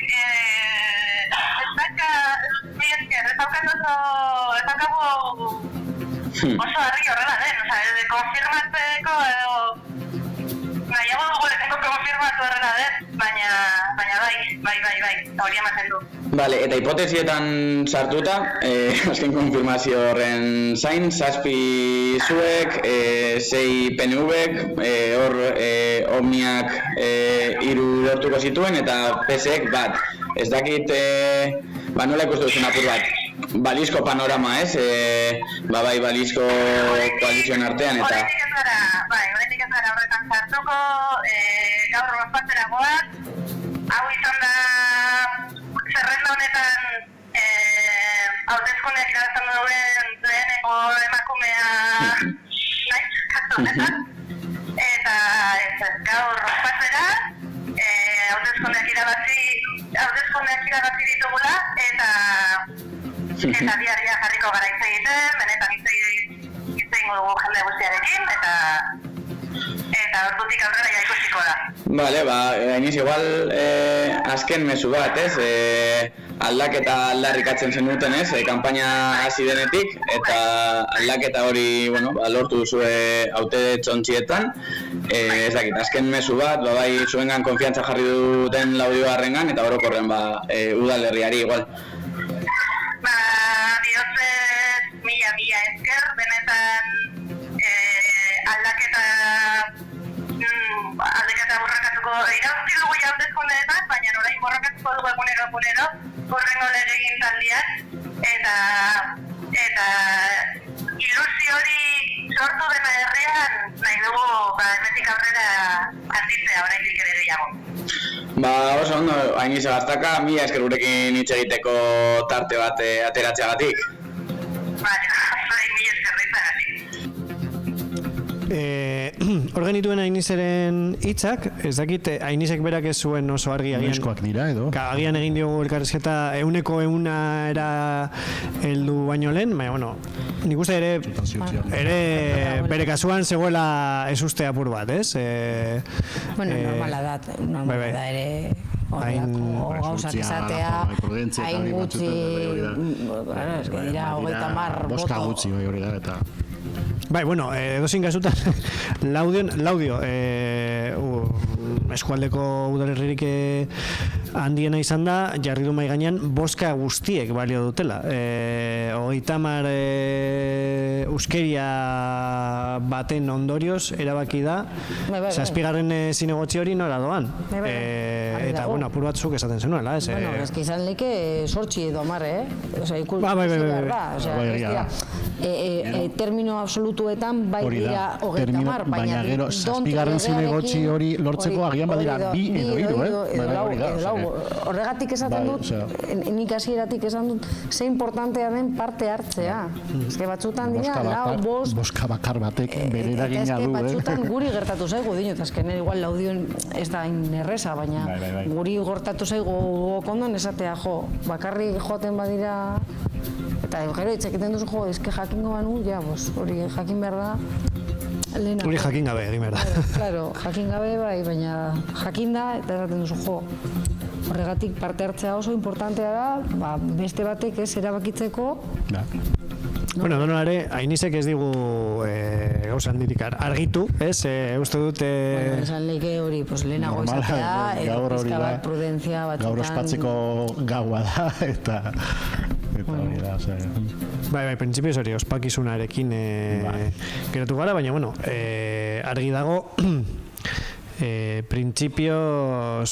Bueno, intriga pur bat egongo dela Laudion. Bai, eta guk uste dut jarraitzen dugula esaten zer gertatzen den. Poliamor heldu da Laudiora eta ikusiko dugu orain. Bai, azkenean nola gauzatzen den. Hori ere hor dago, azkenean dozen gauza gertaleke eta ez da lehenengo aldiz gertatzen den. Gainera hori dezake. Epatu dut gorkarena eta... Bai, bueno, errekariak daude eta ikusiko dugu. Artziniegan eaiotak ere gobernatu zuen PP-ren boskagatik, bueno, Pepek argi zeukan ez zuela inoiz baimenduko EH Bilduren gobernua bere esku egon da. Eta... Bai, baina hori izan zen, hori erabaki pertsonala izan bai. Eta hemen, bueno, gertaleke zein gauza. Bai, hemen ez da horren beste ideologia kontua, baizik eta matematika, programa, akordioak, eta bar, ze Pepek eman zion boska, ezer truke, bai, egia da. Ezer truke, gero... Bueno, hemen argi geratu dana da izan da, guk geratzen ari gara, PSek galdu duela bat, eta guk ere, eta EH Bilduk lortu du bi. Bai, PSek galdu ditu... Galdu dut bat. Bai, baina, bosken aldetik... Ia, 300, ez? 300 barkatu, 500 zen uniarena. Ez dut uste horiek beste leku batera joan direnek, nik uste... Bueno, dirudienez astensiora joan da asko, hori astensiora. Ematen du... Horregatik... Egia da, duela 4 urte ere. Eta orain itxegingo dugu, itzungo dugu gaueko beste garrili batekin, gainera aldaketa eraman duena udaletxera, Iker Salto Zildes, Urduñako eaiotako alkate gaia, eta alkatea, ze gehiengo absolutua lortu du, hemen Urduñan ez dago matematikarik, eta itxengo dugu berak ze kontatu digun. Bueno, kaixo Gabon guztiei, gurekin dugu Iker Salto Zildes, Urduñako alkategai bozkatuena, Gabon, zelan zaude? Gabon, oso unkituta eta ez da sinisten oraindik, ez da sinisten. Zelan jaso duzu emaitza? Oso ondo, azkenean asko lan egin dugu kanpaina osoan eta, azkenean emaitza heldu da. Orain lehenengo momentu hauetan, zein da egiten duzuen balorazioa emaitzena? Oso ona, uste dute boto bat galdu dugula, edo bi ezakit oraindik, baina abstentzio asko egon da, eta hori espero dugu hurrengo hauteskundeetan igotzea, baina balorazioa oso ona, hori irabazi dugu eta oso ona. Halere lehia estua izan da, ez da, EH Bildurekin, 57ko botoko lehia egon da. Ez dakite udal gobernuaren osaketari begira, ze aukera aurrekusten dituzue? Ni lehenengo eta behin, gustatuko litzeake danok udaletxan egotea, eta, bueno, elkarrekin lan egitea. Vale, eta bukatzeko, ze mezu helarazi nahiko zenik herritarrei?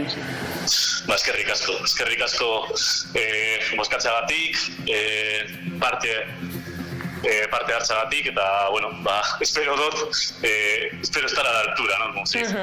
Bai, egoeraren neurrira egotea. Bai, hori da. Bueno, mi eskerrik asko, elkarrizketa hori eskaintzeagaitik, ordu hauetan, zorionak emaitzeagaitik, eta, bueno, Gabon. Gabon, bai, venga. Bai, agurrike.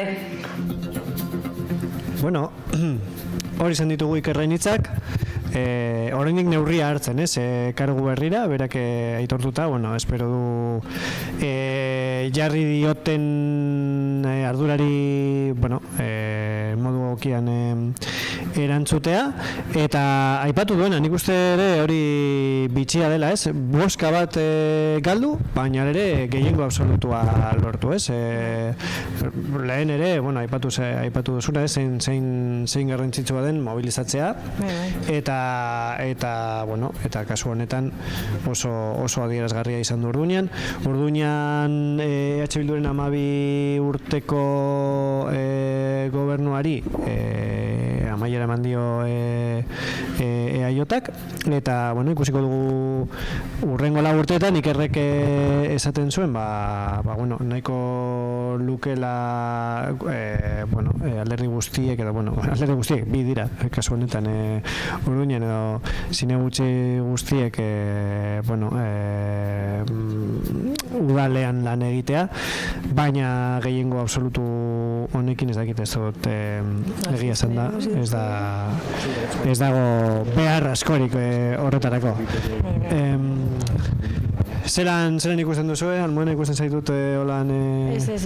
beste emaitzak begiratzen azkenean, bueno, dana ikusi behar da, eta, bueno, orain gertatzen dena da, batzutan galtzea, beste batzuk irabaztea, ez dakiz bueno, aber Gasteizen zer gertatzen den, eta, bueno, badirudi, bueno, aber, ikusi behar da dana, mapa osoa, ikustea oso egin duguna gauza bat dela, irabaztea edo galtzea eta gero gobernatzea edo gobernatzea, eta gero eskualde bat eta gaurko posa agian ez da biharko, ez da hori da, baina egia da, egia da, bermatu egin behar dira gobernuak eta bueno, zentzu. Hemen daukagu, bueno, Aitor Izaren irudia, lehen Almudenak aurreratu bezala, gehiengo absolutua lortu du EAJak, Zazpilau gainera. Zazpilau.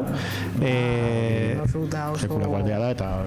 Apur bat, dena den, bueno, agian EAJaren lerroetan zeneukaten zalantza gehiago, baina, bueno, kanpotik ematen zuen, nolabait, aldaketa naturala, baina...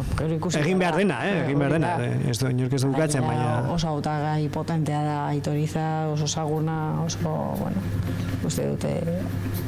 Agian, erakutsiko dizkiguzu botoak, mesedez? Aha. Bale, momentuz badirudi ez direla egunean berritzi, baina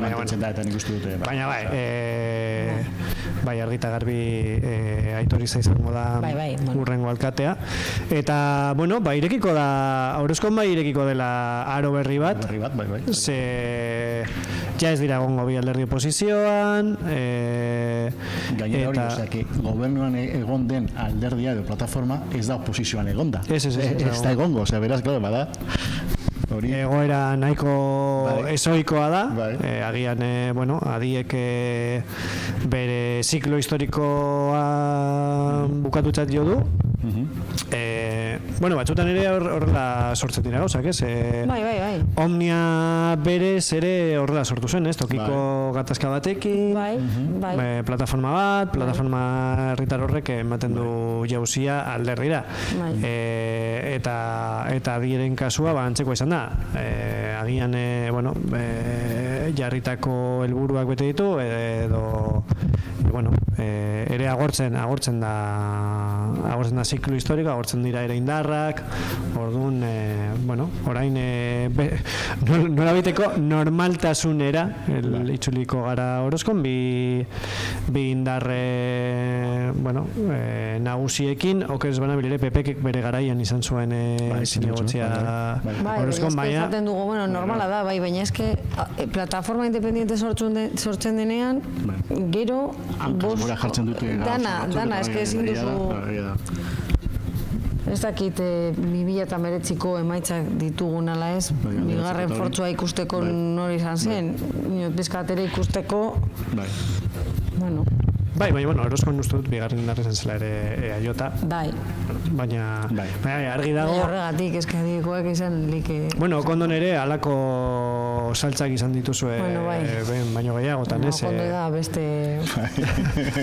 Okondo beste mikroklima politiko. Baitzat honetan baretu eginda giro politiko eta... Bai, hori eskertzekoa da. Bai, benetan. Eta botako digu iratxo bat Orozkon 2019an adiek izan zituen boska gehienak, hemen agertzen zaigun agertzen zaizkigun iratxo bat Txabik erakutsiko dizkigula 2019ko datuak zehazki, honetan grafiko hauetan ez da agertzen adie eta izan zen indar boskatuena orduan erakusten dizkigun 2019an adiek izan zituen ia beste alderdiek baina boska gehiago 756 eta EAJak 401 Bilduk baina ikusten baduzu desberdintasun hori eske joan daiteke batetik edo bestera eske ez da inerreza ikusita igual baina claro, zu egiten duzunean hauteskundeak hau da argazkia eta esaten duzu jota beti izan da garai eta bai, baina herriak ere aldatzen dira eta ikusi beharko genituzke datu guztiak ditugunean abstentzioak zein eragin izan adieren boskatzaileak desberdintasuna oso handia da jakiteko dana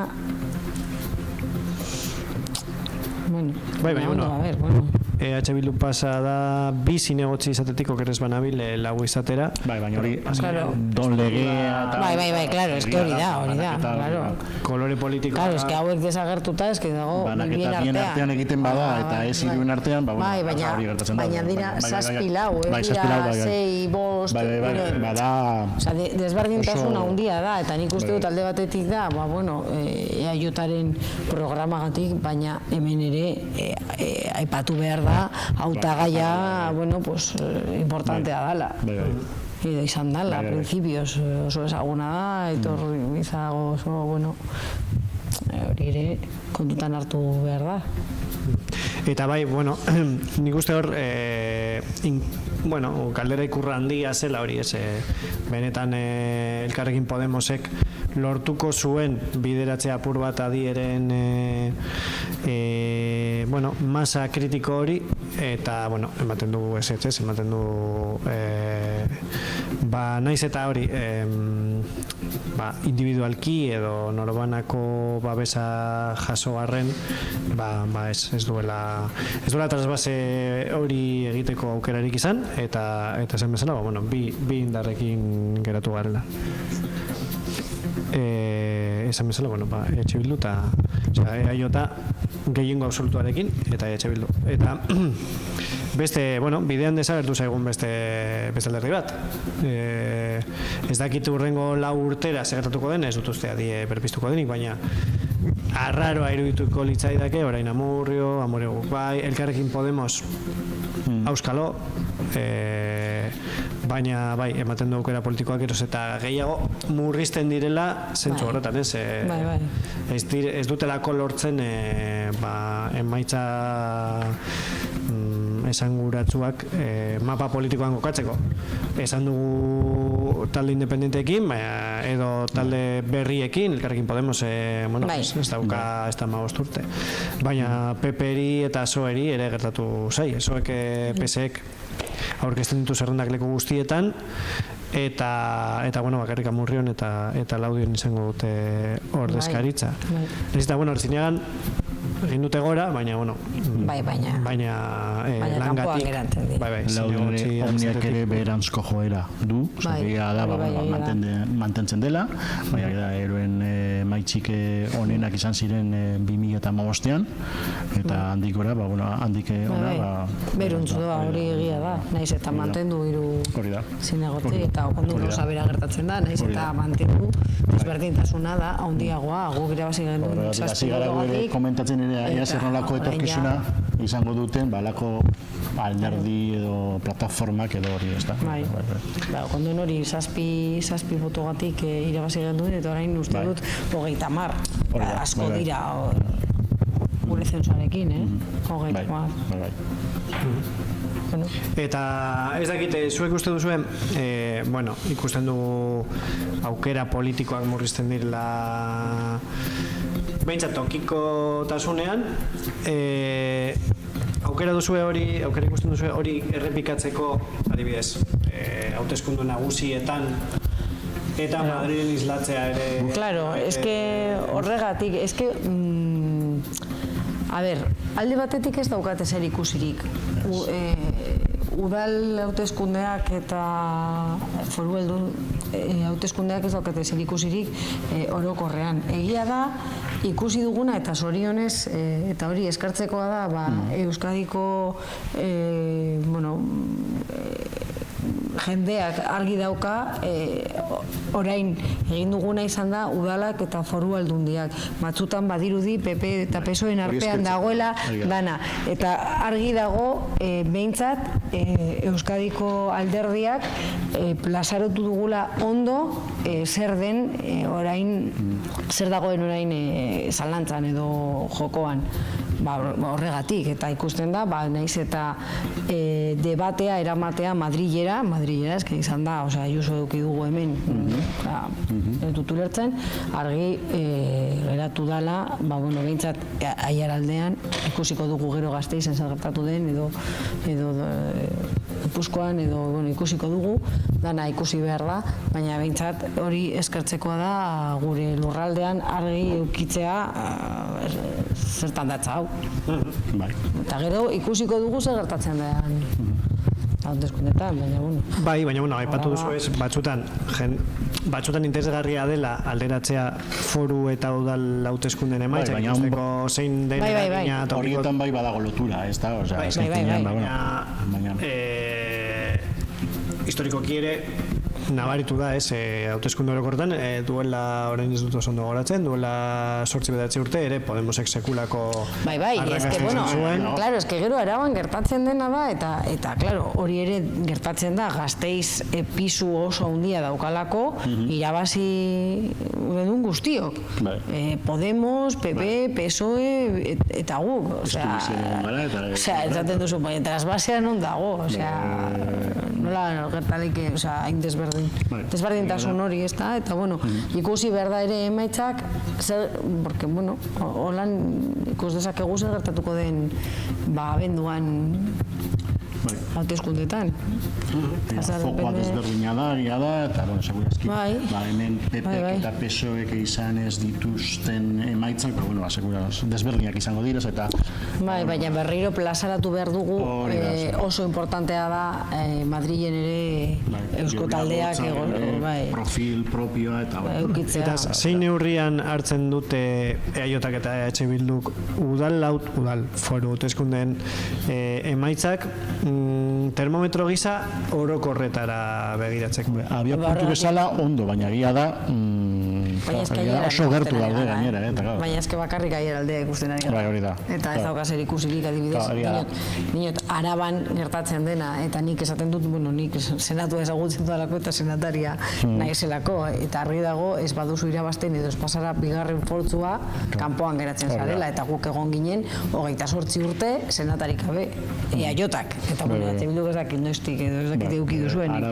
Baina, klaro, eta hori gertarik ikusi behar da zer gertatzen den Araban, kolokan dagoelako.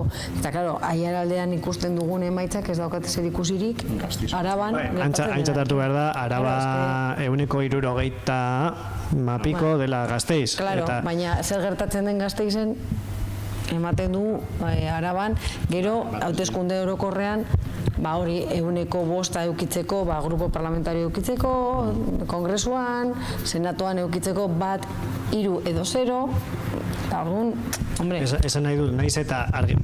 Aiaraldeko ez emaitzak alde batera utzita, baina nolabait alderdiek oharra hartzen dutela, ez gertatzen denari buruz, aldaketak egin behar badira, jakinda, gero... Puntu bezala, oso gertu egongo dira datozen hauteskundeak, eta, inertziak mantentzeko eta hori, agian baliagarriak izan daitezke emaitza gauek, baina osake. Irakurketa politikoak ere, hori beti egiten duzu irakurketa politiko bat, eta egokitzen duzu zeure mesua, une honetan dituzun hauteskundetara, eta horrela da, osake.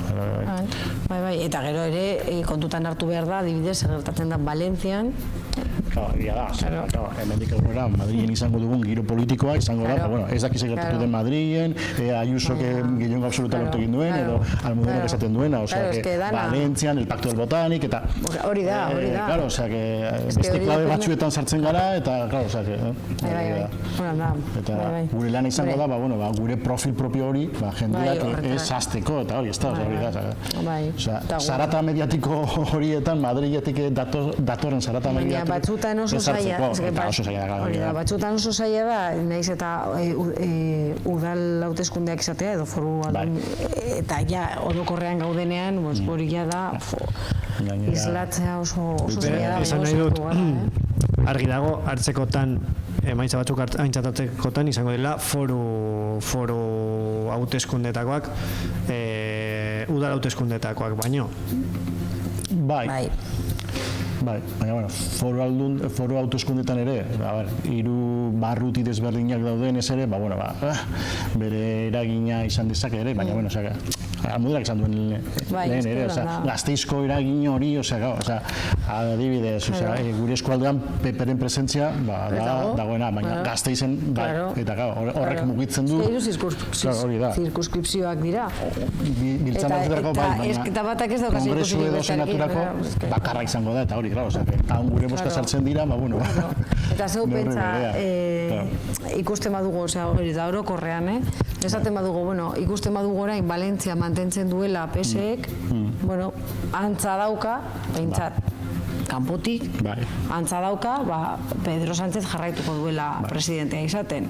Horrek zer esan nahi du, agian, Gasteizen PSek emaitzak onak izan badira orain, ez dakit, baina demagun bigarren portzua dela edo ez dakiz zer, gorontz joango dela. Orduan, zer suposatzen du, guk irabazi gendun Araban 2019an, baina orain agian izango gara bigarren portzua edo hirugarrena eta kanpoan geratzen gara. Argi dago beste klabe batean boskatzen dela eta gure lehen esan behar da, baina eske mesua ona etartzea eta hori da, tximeretaren eta teledean horren efektua ere, Luzatzen ari gara desente, abian 5 minutu gehiago esplotutuko zaituztegu. Gogoratu nahi dut, hemen atzean ditugula lankideak, horretugula lankideak, gaudela ari garela lanean bihar egunkaria plazaratzeko eskualdeko datu guztiekin, zuzeneko hau ere baliatu nahi izan dugula, por bat, unean uneko erantzuna emateko, baina, bueno, gero ja apur bat lasaitasun gehiagoz errepartuko diegula emaitzei. Aipatutakoa, ikusiko dugu ere mapa politikoa... Bai, nola geratzen den? Ze askotan aiaraldeko mapa politikoak ez du egin EAeko mapa politikoarekin edo Ego Euskal Herriko mapa politikoarekin. Iartik aurrera gertatuko dena ere, hori ere importante. Bueno, bai, ikusi behar da, eta bai. Bai, zen bezala kasu batzuetan argi dago gertatuko den, beste kasu batzuetan ez da horren argia, eta dena den nahiko nuke zuen hausnarketa bat utzi badizue momentuz gainetik begiratakoa, falta zaizkigu foru, ez dakit, Txabi, begiratuko diguzu mesezea foru aldundiko emaitzak atera diren, ze horiek bai emango lukete hausnarketarako, ez? Bai, claro. Aipatutakoagatik, ez? Bai. Hor nola daiteko joera egon daiteke, joera ezberdina egon daiteke, tokiko hautagaiagatik, edo, bueno, tokiko politikangatik, baina gero botoa beste zentzu batean mobilizatzea, bueno, orokorretan, beste modu batean ikusten delako. Eta niretzat oso interesgarria da, bi hauteskundeak daukagunean, ditugunean, gauza batengatik. Argi ikusten dela, naiz eta hasieran esan duguna, jendea gero eta urrunago igual dago politikengan, egia da, gero kapasa direla boskatzeko bata edo bestea edo eta hori, bueno, batzutan pentsatzen dugu ez da posible, eta egia da, emaitzetan ikusten da, jendeak, hausnarketa egiten duen, eta eta desberdintasun hori egiten duen. Hori da, bai. Zer nahi dut ikusten du hori da. Eta programa eta irakurketa politika ere atera egin behar dugu handik eta interesgarria da, Naiz eta batzutan ez zaigu gustatzen emaitza. Bueno, momentuz ez, bakarrik ditugu eguneko 31, guk hartzen ditugu emaitzak Barne Ministerioko webgunetik, ezakite zagatik, baina horrek geratu gara eguneko 31an. Bueno, momentuz elkarrizketa gehiagorik ez dugunik, ez dugunez, egingo dugu gauza bat, galdetuko dizuet, zein sentsazioarekin geratu zareten hauteskunde? Niretzat pena bat da Laudion gertatu dena, eta azkenean, lana ikaragarria egin da Laudion Ander Añibarrok eta bai taldeak nire iritziz lan izugarria egin dute, eta pena bat da, beste aldetik, oso pozik nago, Orozkon, Orduña, eta bereziki Okondon gertatu denarekin, gehiengo absolutua lortzea Okondon zen gure ametsa, horrela da, eta, posik, baina, beti gertatzen zaizu gauza horiek, ez da, gero Artziniega, pentsatu genuen zaila zela, baina, aukerak zeudela, eta, ikusi dugu ez dela posible izan, eta, Entzinak lan ikaragarria egin duela, bai kuadrillatik, bai anudalan, baina,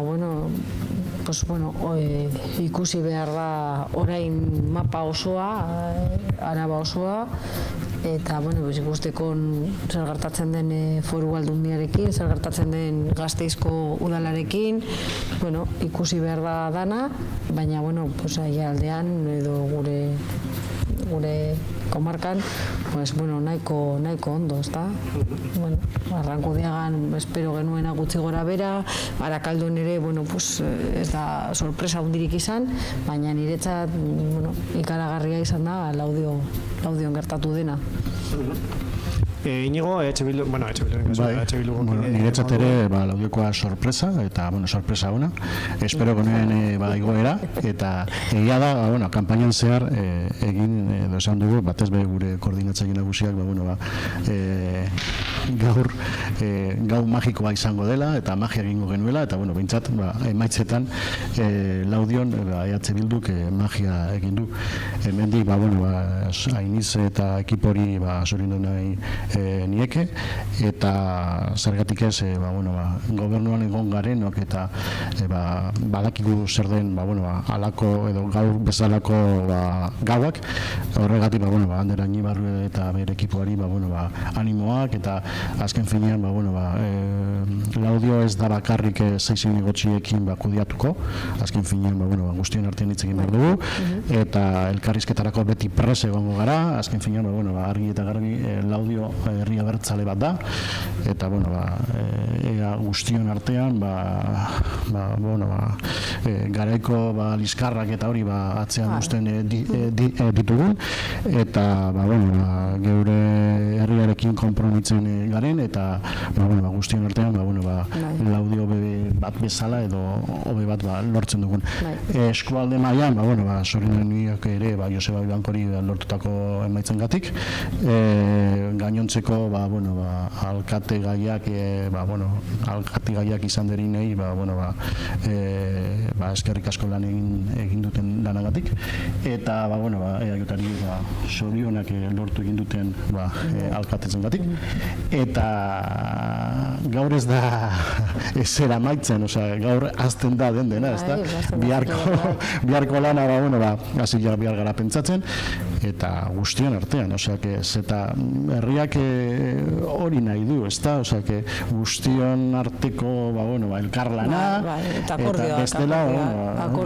akordioak eta guztiontzako dira onak, eta hori da, konsensu garaientzat gaur ondo ospatzea, eta gainontzeko arnaz hartzeko, eta berriro bihartik aurrera guztion artean lan egiteko pres.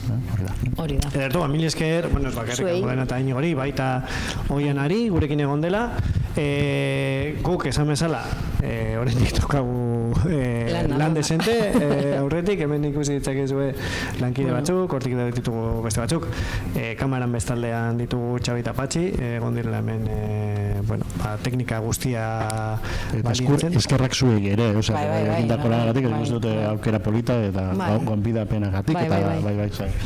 Ni gogoratu nahi dizuet ere, alkate, kasu batzuetan alkate izango dira bai ala bai, gehiengo absolutua dutelako, beste batzuetan zerrenda bozkatuen neko hautagai egingo dizkiegula, egin dizkiegula, batzuk entzun ditugu jadanik, elkarrizketak, eta laster egongo dela webgunean ikusgai, eta bihar banatuko dugun egunkarian. Orduan, mil esker, zorionak bioi, guztiek izan dituzue, galerak eta irabaziak, eta esan bezala, hemen ez da ezer amaitu, lan egin behar dugu oraindik udal osoko bilkurak osatu arte, eta bar. Guk ere daukagu lana, ikusteko orain beste... Zuek ere daukazu lana, Juan Berzaret etxera, lana ikusi behar da, dan aztertu behar da, eta orduan, etxean dagoen jendeari, atxeen hartu dezaten, gu bitartean bagoaz lanera. Oso ondo, eskerrik asko. Venga, zuei.